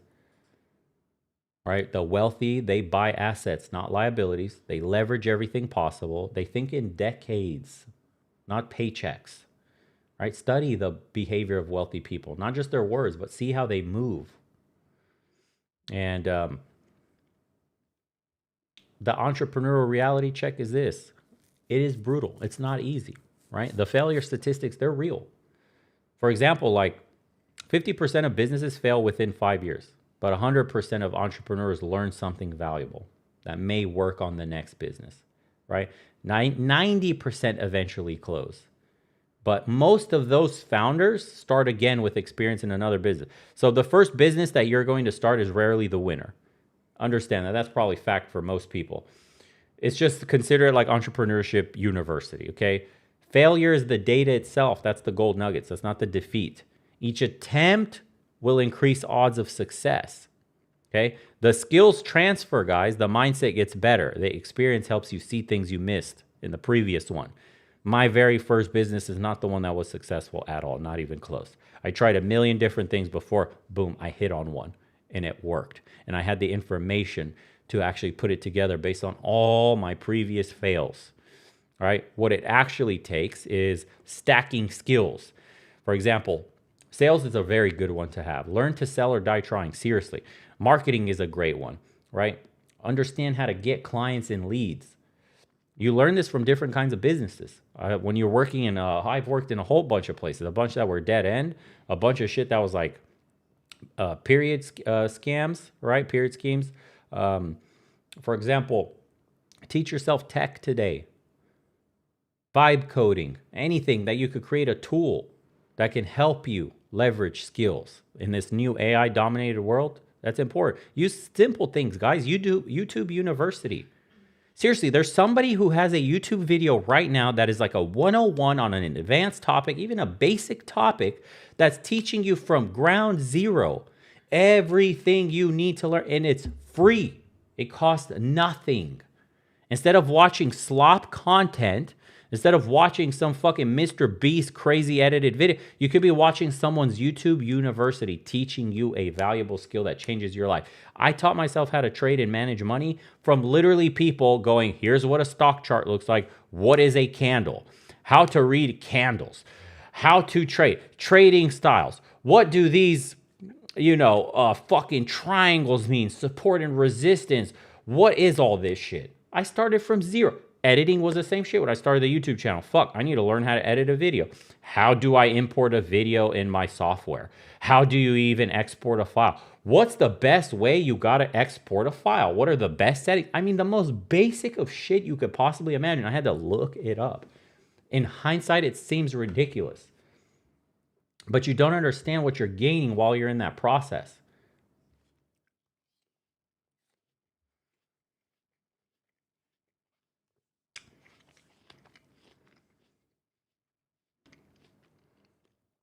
So, learn to be a generalist first, specialize later. Get the basics down. So, the reality on time is brutal too, by the way. We have to nuance this down a little bit because, yes, you're going to work all day. Someone said, I'm literally vibe coding while listening to you in the background. Good shit, Nick the Eagle. Good job, bro. Do you see? There are people right now vibe coding applications. He's probably on Claude Code or Cursor or something else. Maybe Amazon's new Kira or Kiro.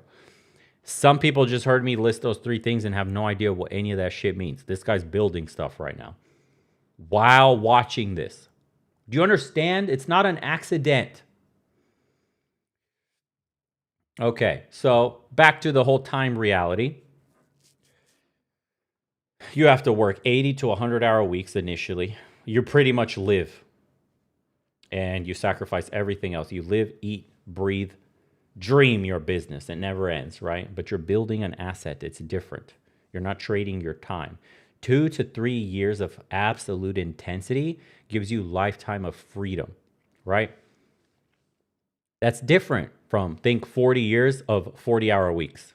The compound effect kicks in. Eventually, it works without you. You replace yourself.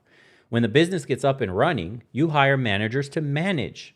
You break down 2-3 positions that does everything you used to do by yourself. You start to delegate. Okay? So, you'll have, for guys that are thinking about this, will have common objections like, but I have kids and a mortgage, or, I need health insurance. Okay, bro, start a side hustle. Test while you're employed. Nobody said you had to quit your fucking job, right? Many successful entrepreneurs are parents, and kids learn by watching too. What are they modeling? What are you modeling for them? Like, imagine being a dad that also hustles at home, building a business, right?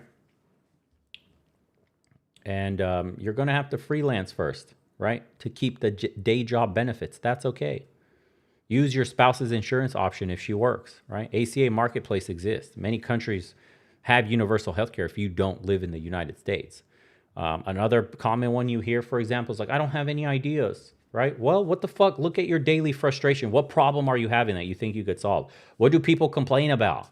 What would you pay to have solved in your life? Ideas are everywhere once you look. Or, like, I hate this one. I'm not a risk taker. Employment is a single point of failure, you guys. Entrepreneurship can be multiple income streams for you. You're talking about what is riskier than having a single point of failure where one stupid ass boss or HR can cost you everything. Come on, man. Entrepreneurship isn't about being fearless. That's not what we're saying. It's just fearing the right things.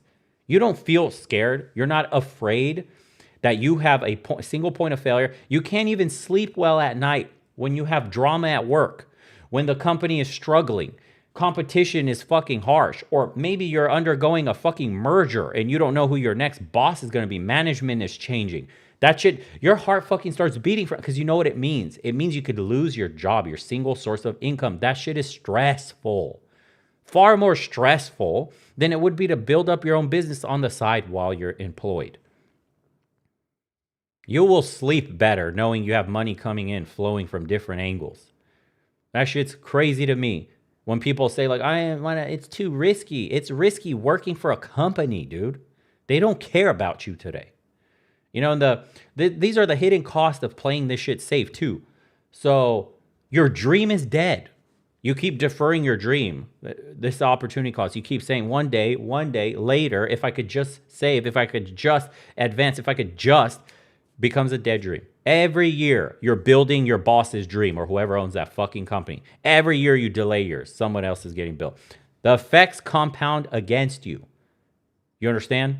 Window of energy and opportunity shrinks as time passes. Your 30s all of a sudden are now your 40s while you're waiting for this like right time. I'm waiting for the right time. The right time will never come, but your regret will be guaranteed. And then you have this like retirement delusion, right? It's first of all, retirement in the world today is practically a mathematical impossibility. Let's be fucking real. You need around 25 times your annual expenses saved. And healthcare costs will destroy all your calculations. If you get sick one fucking time in this country, in America, you're done, right? The whole golden years is a mythology for most people.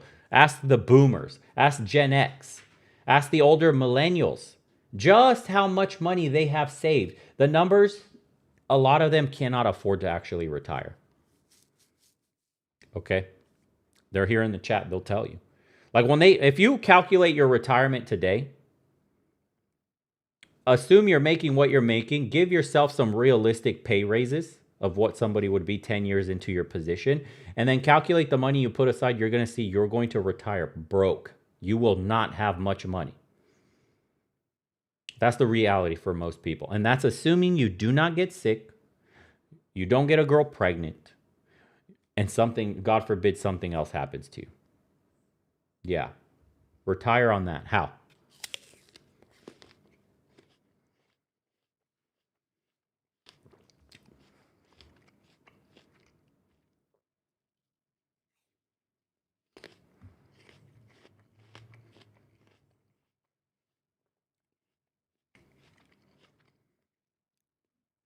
And this shit matters for your kids too, okay? Your kids, if you're going to sacrifice working for a company, understand that your kids will inherit the employee or the owner mindset. Think about this. Daddy's off to work. Daddy must be out the house by 6 a.m. to beat traffic, to do an hour of driving through traffic, commuting, maybe further for some Americans, just so he can go get yelled at by a fucking piece of shit manager that doesn't know what they're doing, and your child is left to their own devices at home because maybe in the Dink household, it's not Dink, excuse me, dual income household in general.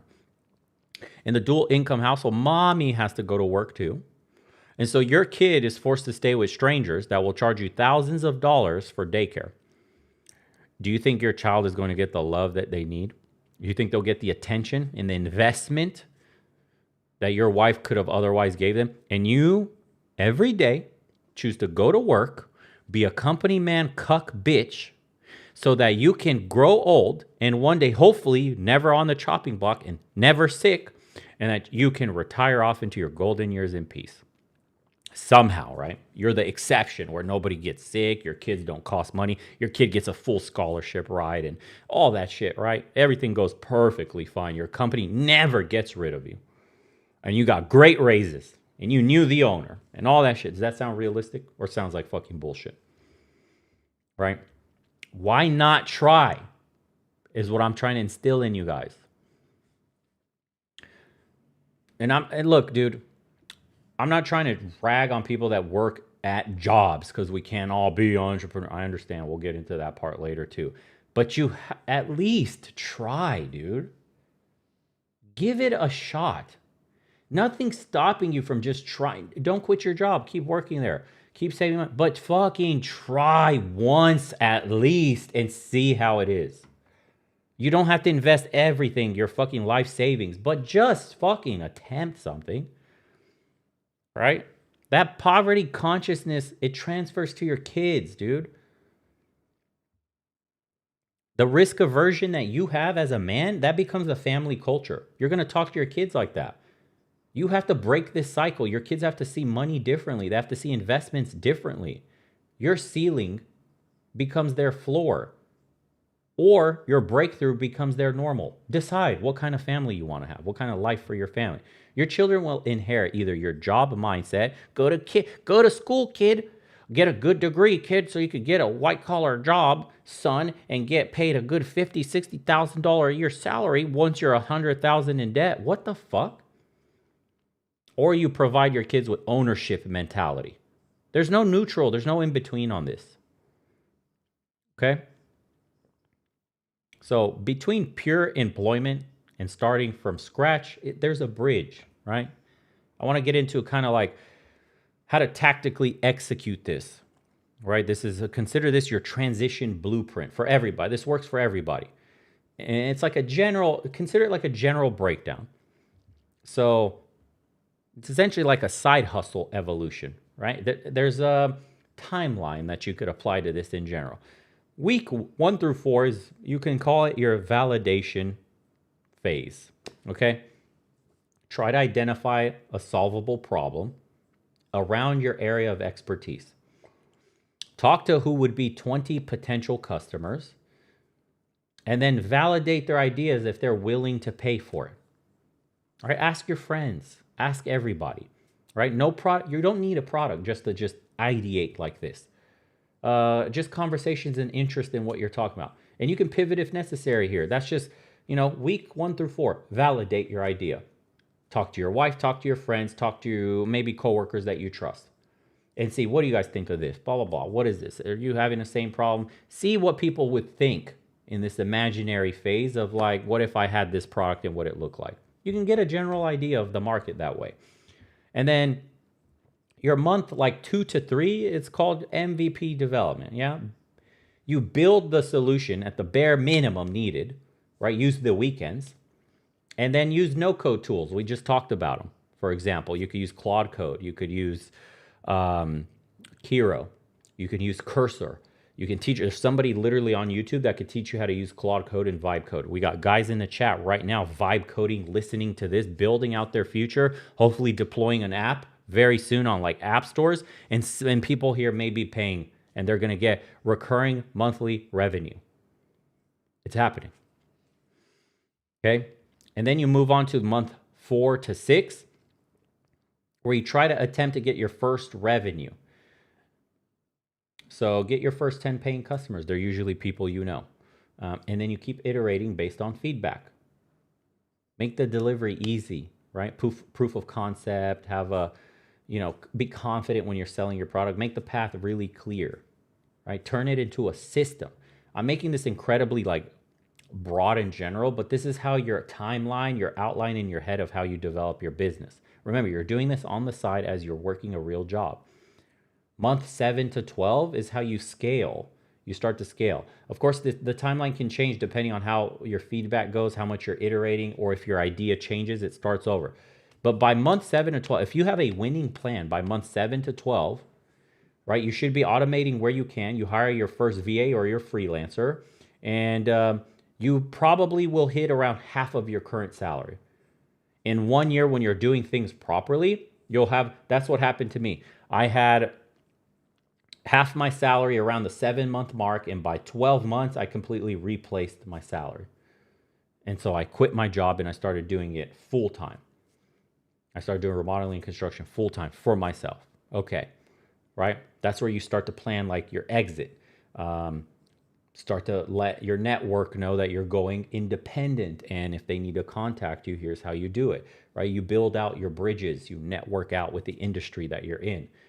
The way I was working for a remodeling and construction company, I had the numbers of all the clients I have ever worked for. And I just let them know, hey, I've gone independent. And, if you liked working with me and my crew, I'll give you a deal for signing up with me for the first time. If you ever need work or your friends need work, friends and family, it doesn't matter.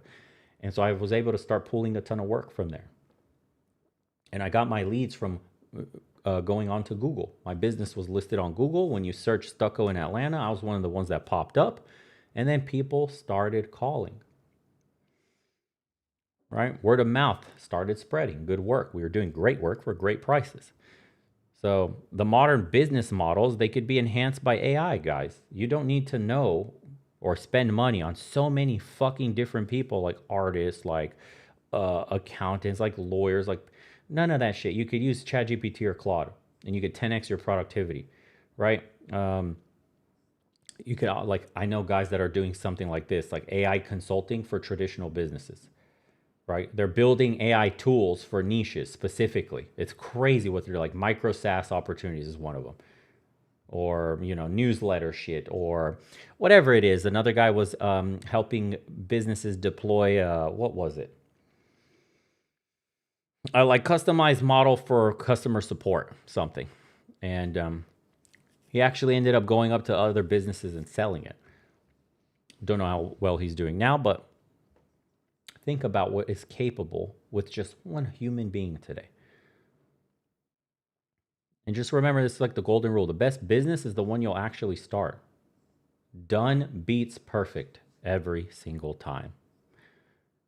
Drill that into your heads.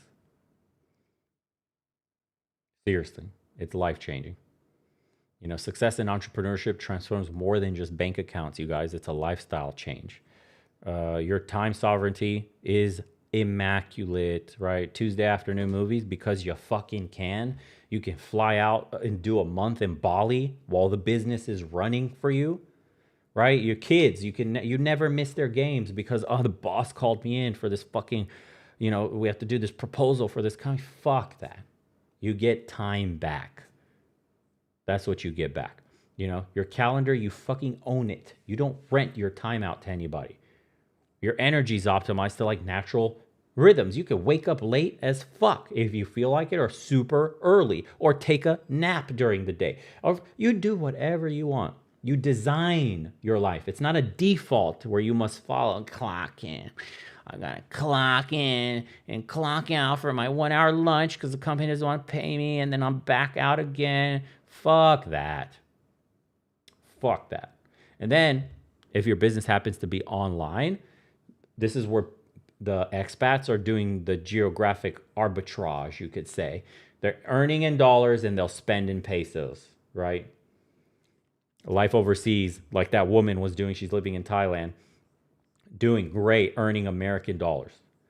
You can work anywhere that has a fucking Wi-Fi connection. You're literally, your entire business is a laptop. That's home. Home is wherever your fucking laptop is. The cost of living, it turns into a hack. The world starts to turn into your office. That's how it is. And then your skills start to multiply from necessity, because once you start businesses like this, you'll learn that you need this, you needed that. Fuck, this is another problem I need to solve. This is an issue that's going to come up. And then you start to learn these things as your own founder, your own owner, your own business. You don't need employees. You've learned this. And then you'll delegate later. If you become that successful, you can just hire people to do all the tedious shit that you don't have time for anymore, right? And then what happens is you start to get confident, dude. When you've passed through that survival phase and now you have a successful business happening, and then your network, the group of people you hang out with, everything starts to change. You're surrounded by people who build things, builder mentality, conversations about creating stuff. That the notion of what is possible, possibility, that becomes normal in conversation. Completely normal. No longer dependent on anybody else. Value creation. So the ripple effect is crazy. Every hire, when I had my remodeling construction company. I had dudes that were 50 years old working for me, and I was like, holy shit, I'm helping this guy support a family. This is crazy, dude. My brain had an idea. I started a business. I marketed it correctly. I got clients. And then holy fuck, I have teams of guys. I have crews. These guys are double my age. And then they have all their helpers working on their crews. They have a crew of like 6 dudes working on this house right now who I just sold a $12,000 job. I'm supporting families. This is a crazy feeling. Right? It's an incredible feeling to have too, by the way. And it's not just, you're not just taking from the economy anymore. You're building, you're providing, you're creating something. You're adding value. It's a great feeling. And then the thing that you're building, you can eventually sell, or you have something to pass down to your kids. So wealth just circulates differently. It's incredible. So your children see this happening, by the way. Right? Friends will start to get inspired by you. They're like, oh my God, I knew you could do it. And you know, they start pitching you business ideas. What do you think about a business like that? I've been meaning to start a business, and I saw you succeed. Bro, your life has changed. In just a year, your life is completely different. You went from broke eating peanut butter jellies, store brand shit. I couldn't even afford Jiffies till I'm eating $1,000 steaks. Like, holy fuck, dude, you're a completely different human. I got thrust into a new life. That happens. That mindset is contagious. Yeah, it's very positive thinking. Your standards get elevated. You don't even hang out around the same friends anymore because you start to see they're naysayers, crabs in a bucket. They're negative about everything. They are always doubting shit. You can't even tell some friends or family your plans.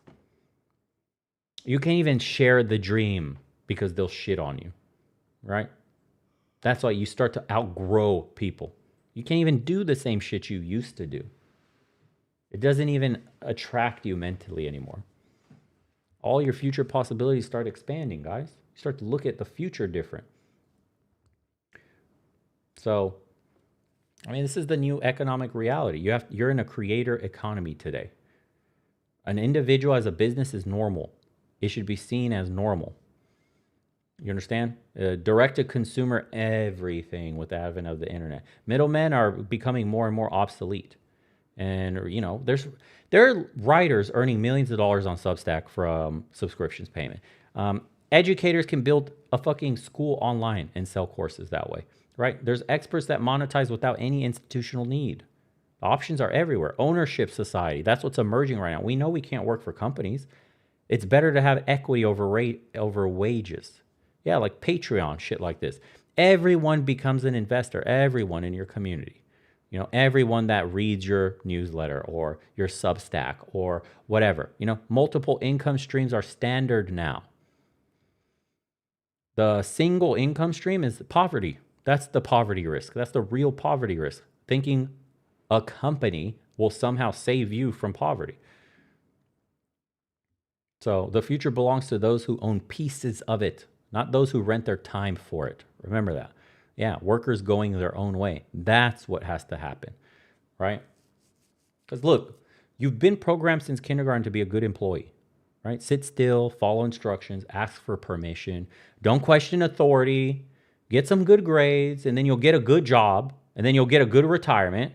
And that fewer people achieve each year, right?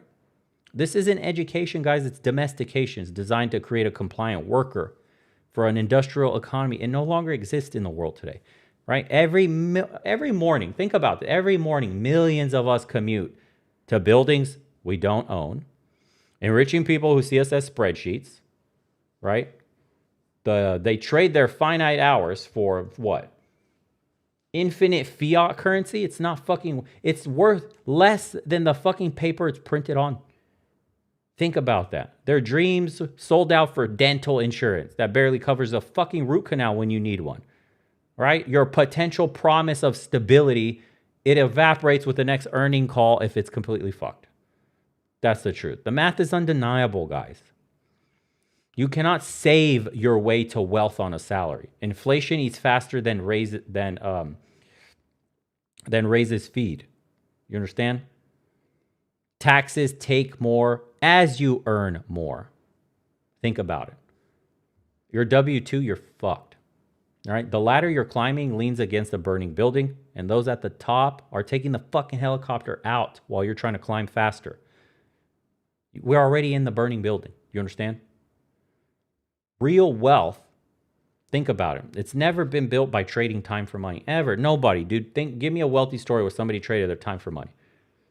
It's always been built by creating a system that generates value independent of your presence. That's it. You solve problems at scale, and you're owning instead of operating. You have to understand that in capitalism, you're either capital or you're labor. Only one of those get rich. What are you in life right now? Are you capital or are you labor?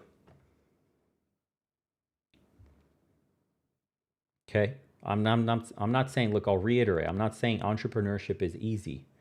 If it was easy, everybody and their mama would be doing it. It's probably the hardest thing you're ever going to do. You pretty much have to become someone that's comfortable with a job that demands more of you than anything you've ever done. Okay? And you'll face rejection that, employment shields you from, problems that HR can't solve.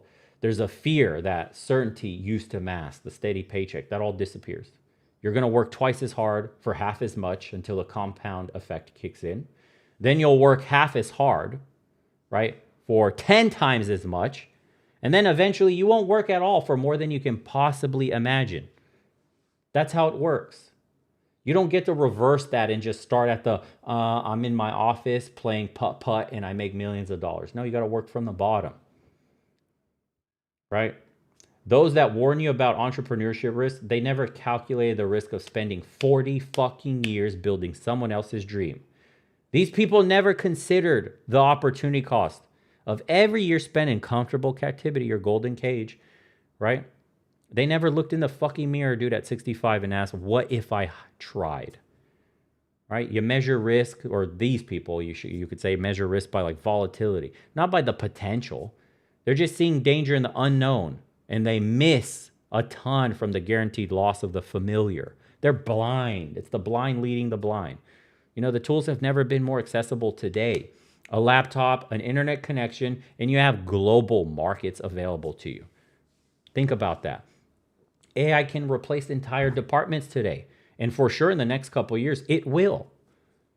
There's already no-code platforms that let you build what used to take teams of engineers. The barriers that protected established businesses, guys, are crumbled. It's done.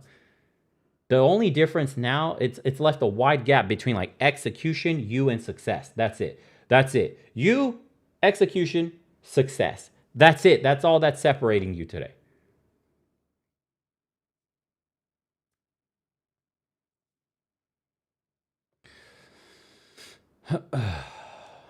Yeah.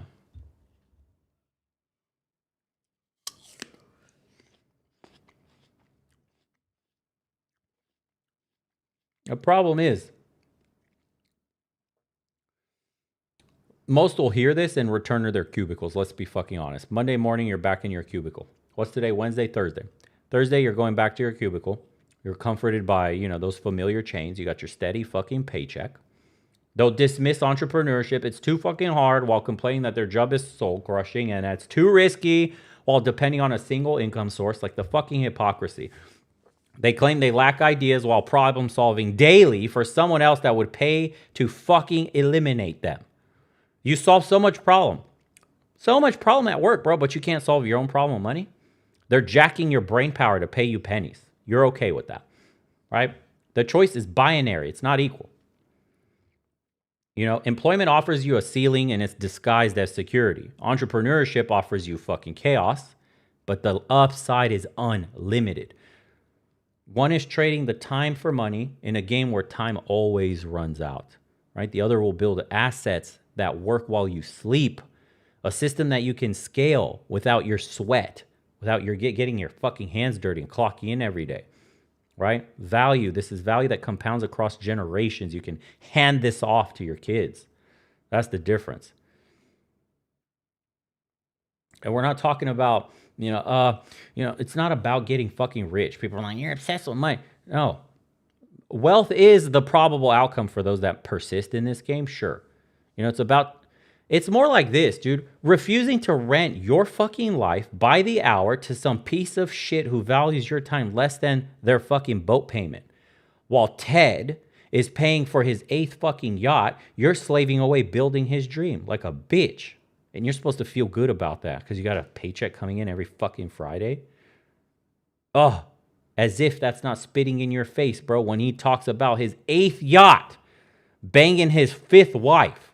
And you're over here talking about, sir, I have this proposal ready for I worked all weekend. I have no life. And I was fucking gooning off for 10 minutes and back to work. Here you go, sir. Thank you. Please remember me for evals next year so I can get a 2-cent raise. Thank you. The fuck? That's the corporate hustle myth, guys. And it persists because it needs believers to function. That's the problem.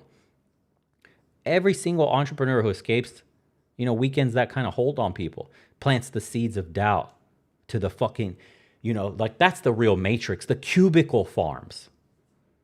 Yeah? The door's not locked, dude. You can walk out whenever you're ready. And you don't need people's fucking permission for any of this shit. This is what I tell you guys.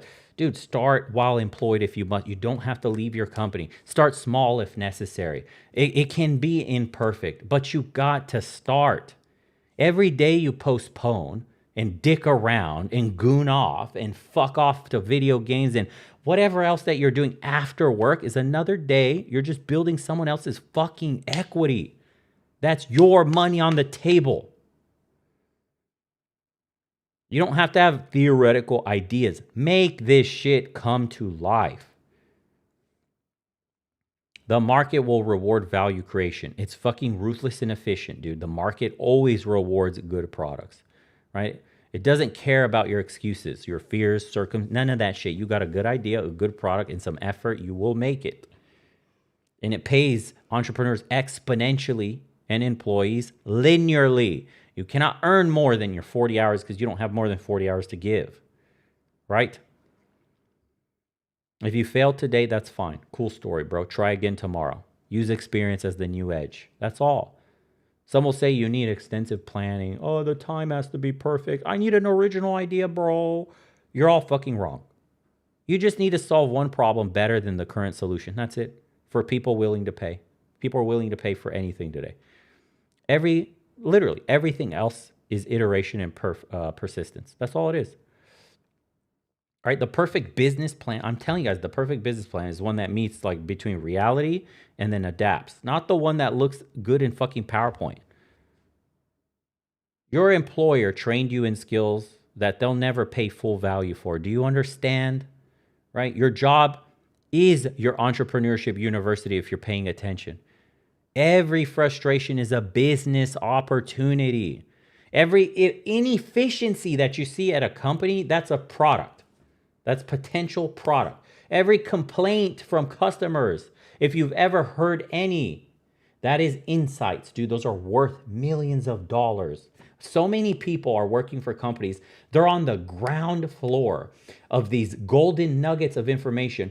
There's a solution ready to be made, a problem ready to solve that could change your fucking life. Instead, you go, I'm a company man, not my problem. I clock in, I clock out. Who gives a shit? They pay me the same whether I try or I don't. You're literally sitting on a fucking fountain of information. It's insane. The wealth you're looking for is not in your fucking 401k, dude. And then you wait for it to vest. All the vesting it must do. It's the business that you haven't started. That's it. That's simple. We'll end it with that before I rant any longer on this shit. Entrepreneurship for me, single greatest decision I have ever done in my entire life.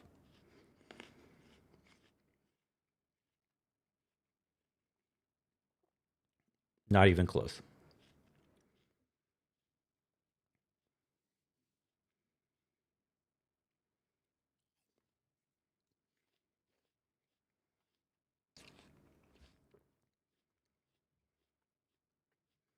Someone said, not everyone can be a businessman. Bro, do you know how many people are going to watch this video? The people that are watching the video and getting this, do you know how many NPC bots there are? How many low IQ, knuckle dragging fucking apes there are in the world today? You're telling me, you think everybody has your ability or higher? Or are there literal lever pulling, cog in the machine, knuckle dragging NPCs that make up the most of society? If you even have half of a fucking brain cell functioning, you can start a goddamn business. You can attempt. You think you're going to, it's impossible. Not everyone can be a bit. This isn't a message for every single fucking person inside. We got motherfuckers graduating that can't read books. They read at a 4th grade level. I'm not telling those people to start businesses. But people in here watching this chat thinking of starting a business and then talking themselves out of it with a bullshit excuse like, oh, not everyone can be a business owner. Yes, you can, you fuck. Yes, you can, actually. Yes, you can be your own business. I didn't say you'd be a multinational corporation with 100,000 employees, but you could teach yourself a skill and you can sell your skill or service to 100 people in your local community, and that's tens of thousands of dollars a month. I didn't say you'd become a multimillionaire. I would say that you would have financial freedom. There's a difference.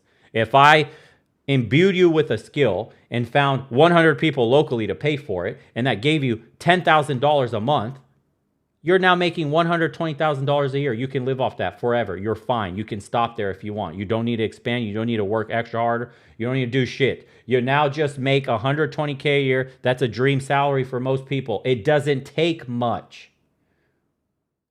That's the point. All these exactly, dude. If you guys can think of excuses, use that fucking brain power to create a solution. God, shit is crazy.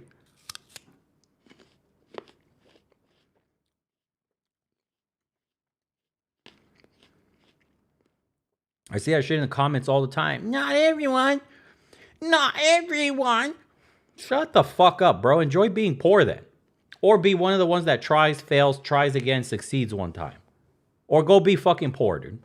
You pick, dude. It's your life, your decision. Either you try and fail, try again and maybe hit it, or you guaranteed will be a cuck bitch in a cubicle and fail. That's your choices. I'm not telling you that, you have any other choice. That's your reality. Be a cuck wagey, or try something, fail, keep trying. You have time off of work. You can attempt something on the weekends. I'm just saying, there is a low IQ motherfucker right now attempting your dream and probably succeeding at it. I tell people that so many times. You think these people are fucking blessed somehow? You think like they're fucking mad geniuses? No, bro. The knuckle dragger literally was like, how the fuck do I edit a YouTube video? 101, how to edit a video. How the fuck do I record? What camera do I need to record? How to make a topic? How do videos go viral? How do I reach people in the algorithm? There's somebody with videos on that. And they started a YouTube channel. So fucking dude probably sitting in his car talking some bullshit because he's stressed out. And now he has a bit. There's a guy, I swear to you, there's a guy that works at 7-Eleven, bro. Somebody in the chat probably seen his video. There's a dude who works at 7-Eleven, minimum wage, videoing himself working at 7-Eleven. He gets millions of views. What is this channel name? Can somebody fucking tell me what that channel's name? I know you guys have seen that. I covered it one time.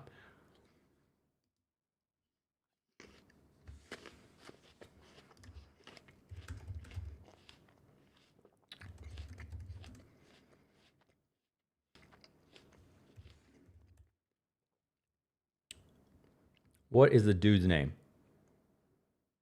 Ian on YouTube. Thank you. Ian on YouTube. Check this fucking dude out, bro. You're telling me, let me go to his popular videos just so you can see what I'm talking about.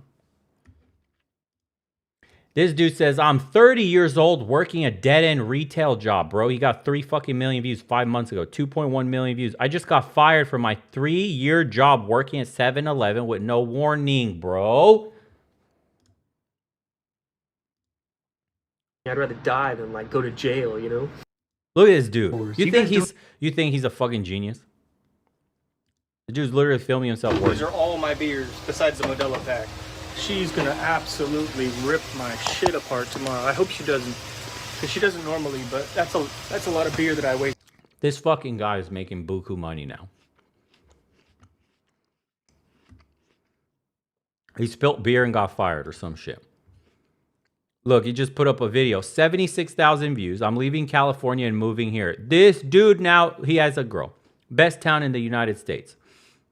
Look at him. He's enjoying life. I fed an alligator mushrooms or marshmallows. Look at it. I caught someone stealing my tips. 50,000, 68,000, 209. I just got fired for drinking on the job, G. He's making over $10,000 a month on YouTube. What is your excuse? This guy got fired for drinking on the fucking job? So he got fired. He got fired, rehired, then fired again. Flaming hot. Right there.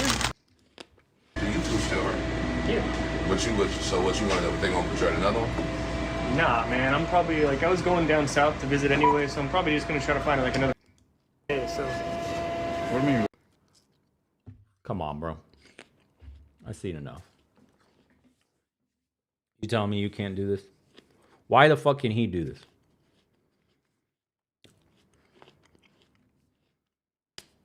Tell why can't you do that? What is stopping you? Like, you don't question this shit? You don't ever wonder, like, who the fuck even is that kid? And what the fuck is he even talking about?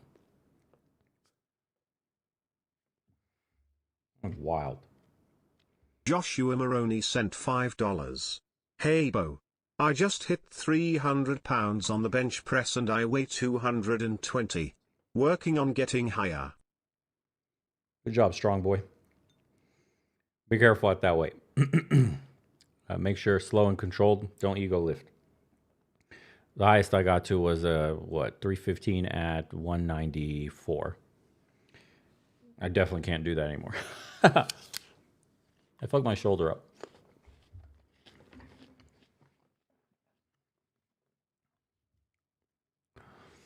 Yeah.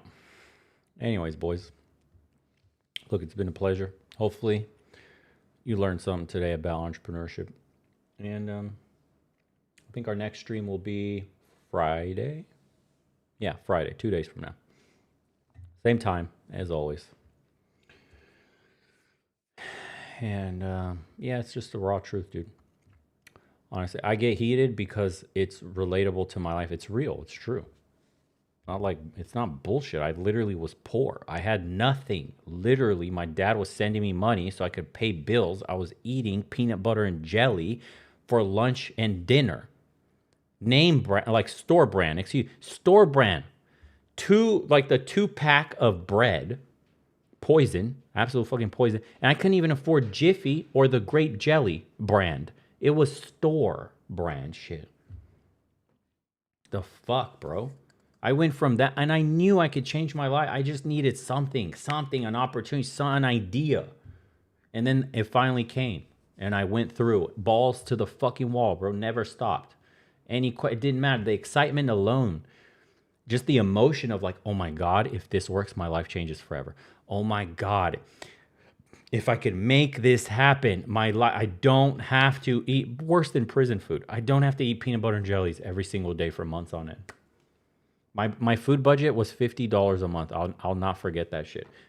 $50 a month. That was my food budget in college because all I could afford to eat was peanut butter jellies. That was the only food that could keep me, satiated, not like anemic and shit.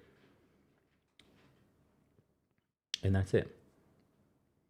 Peanut butter jellies. $50 a month. Come on, dude.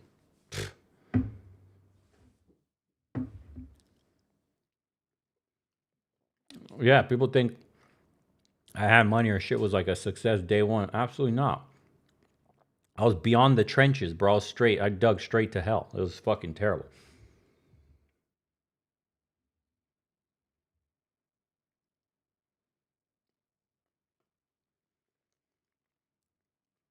I know what it's like to be hungry. I know what it's like to have nothing.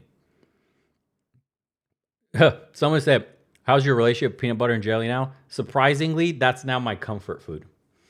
I even taught, because in the Balkans, they don't do peanut butter jelly here in Eastern Europe, and she got addicted to it too.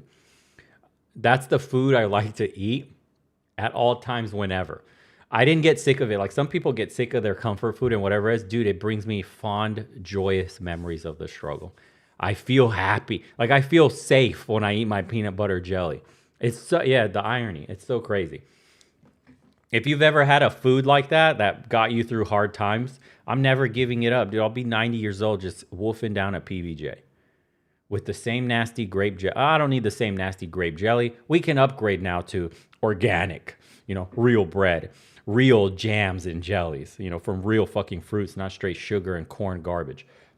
But yeah, toasted just how I like it. I toast my bread. I spread a thick amount of peanut butter because remember, it was $50 a month.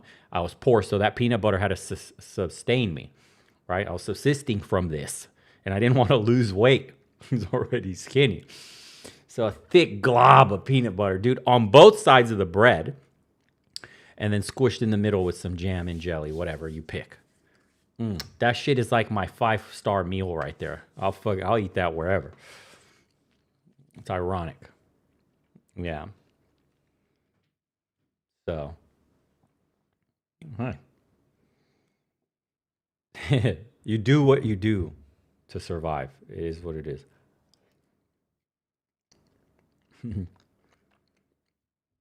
I don't regret any of it. I think it taught me valuable lessons in life, struggling at that level. Never cut the crust, dude. I couldn't afford to cut the crust, bro. We're rich. What are you talking about? I only could afford $50 a month. You're talking about cutting food out? Crust? You're wild, bro. Yeah. It got so bad. I still remember this day. My roommate is now like my brother. Dude, he walked into the room and he was watching me eat a peanut butter jelly. And he literally got sick of it. He's like, he was doing fine and all that shit. I was like looking for jobs and he was like, bro, I am fucking sick of watching you eat peanut butter jellies day in and day out. You're fucking insane. Let me buy you a steak. So he bought me a steak. He did. I ate one steak and then I was like, after that, I was like, no, bro, I got to punish myself. So I'm looking for work. I was unemployed, guys. I was applying everywhere every single day. I was dressed up with like dressed up for a job interview and nobody was fucking hiring. It's goddamn impossible. And I had to work all these low wagey ass cuck jobs. I think I worked at Lowe's. At one point I was in school full time plus an extra class. And I was working at Lowe's, Red Lobster, and another restaurant called Chewy's all at the same time. I was going to my dead end jobs, just rotating and shit.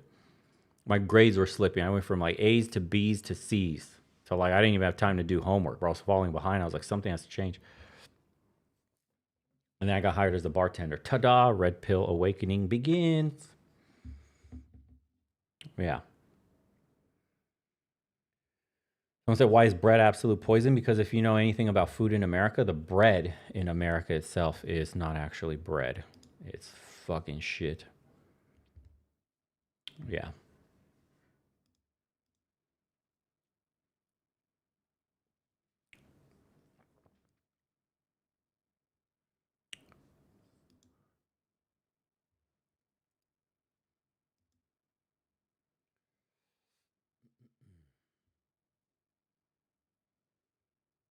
For some reason that super chat's not going. Let me pull it up.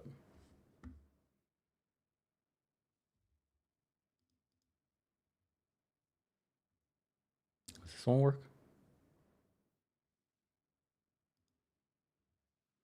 I'll read like one more super chat and then we'll call. Let's see.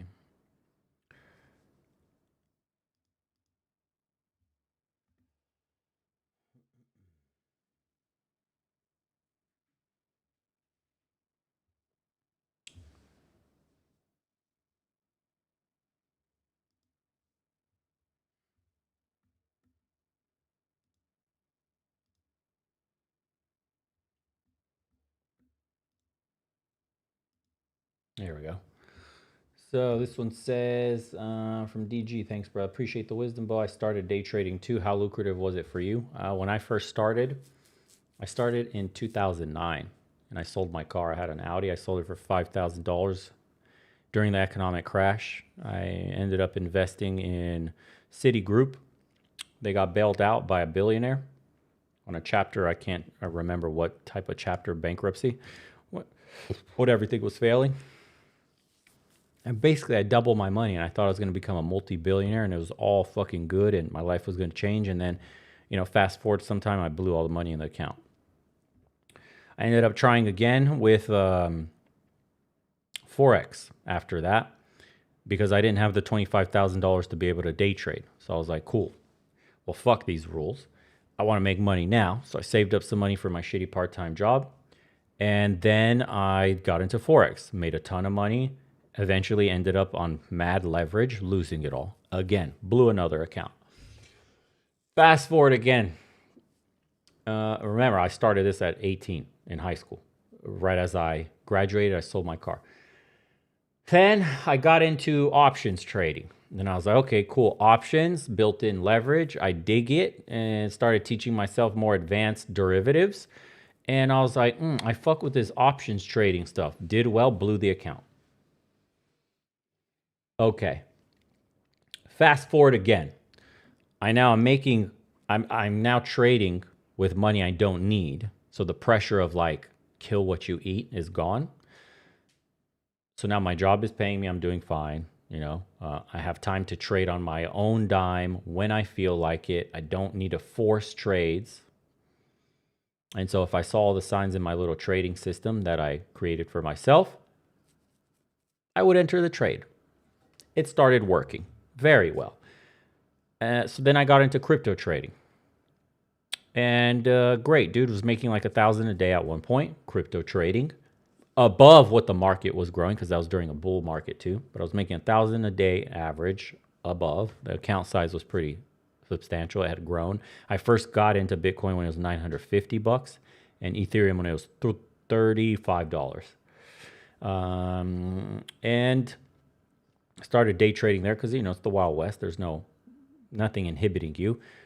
And you can go leverage up to the tits there. So I stopped trading the asset itself and I started doing perpetual swaps. So I opened up a brokerage account and started trading perpetual swaps. And in these perpetual swaps, I was cranking up the fucking leverage, but at a safe rate, 5x, 10x, no more than that. 20 max when I was feeling absolutely confident, and even 20 max is absolutely insane. I don't recommend more than like 5x, honestly. And I started making a lot of money, and I turned $20,000 or something like 19,000 and some change. Within 6 months, it was worth 180,000. Yeah. From trading.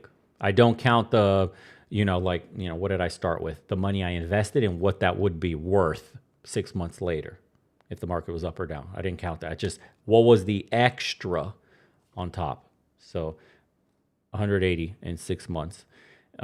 But what I didn't like about day trading, which is why I didn't continue it, which some people ask, like, well, why the fuck don't you keep doing that?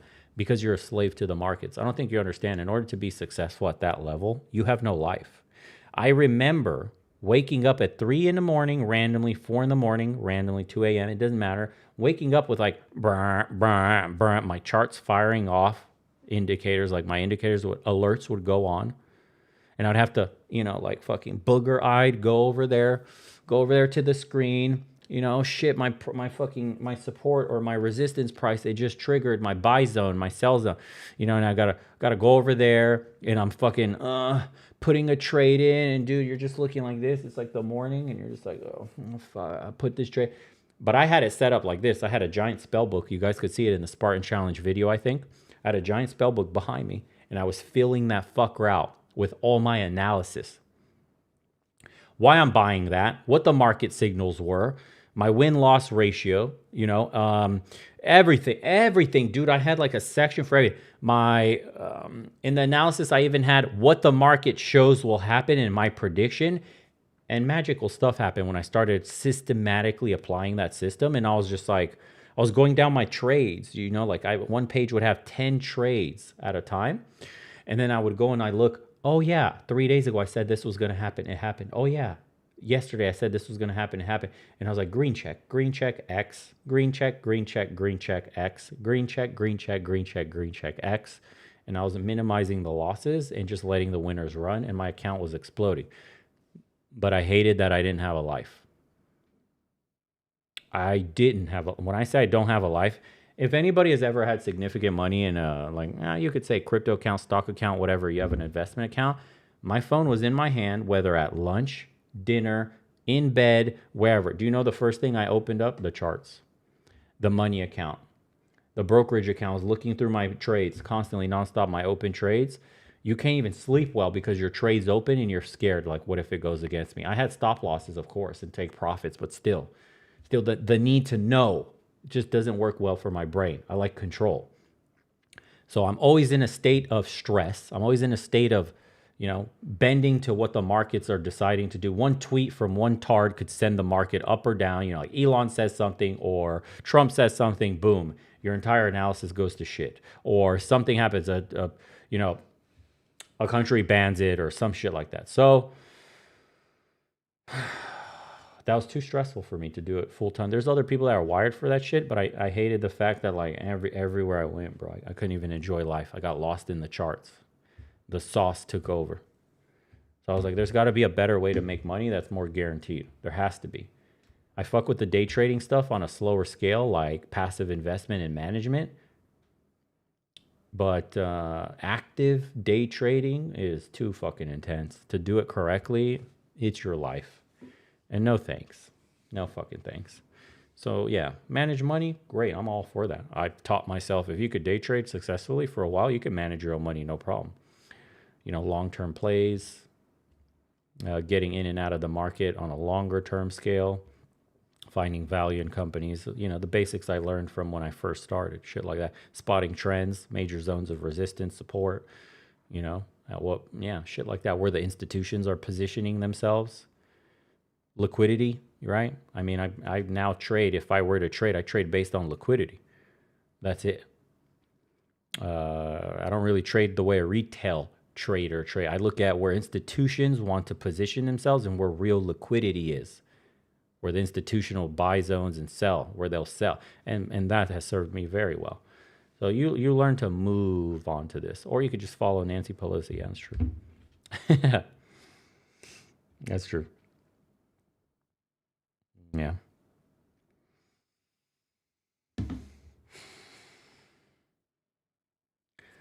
But anyways, yeah, it's a long journey, dude. I didn't get good at it overnight. It took a long time. I lost a ton of fucking money, made a ton of money.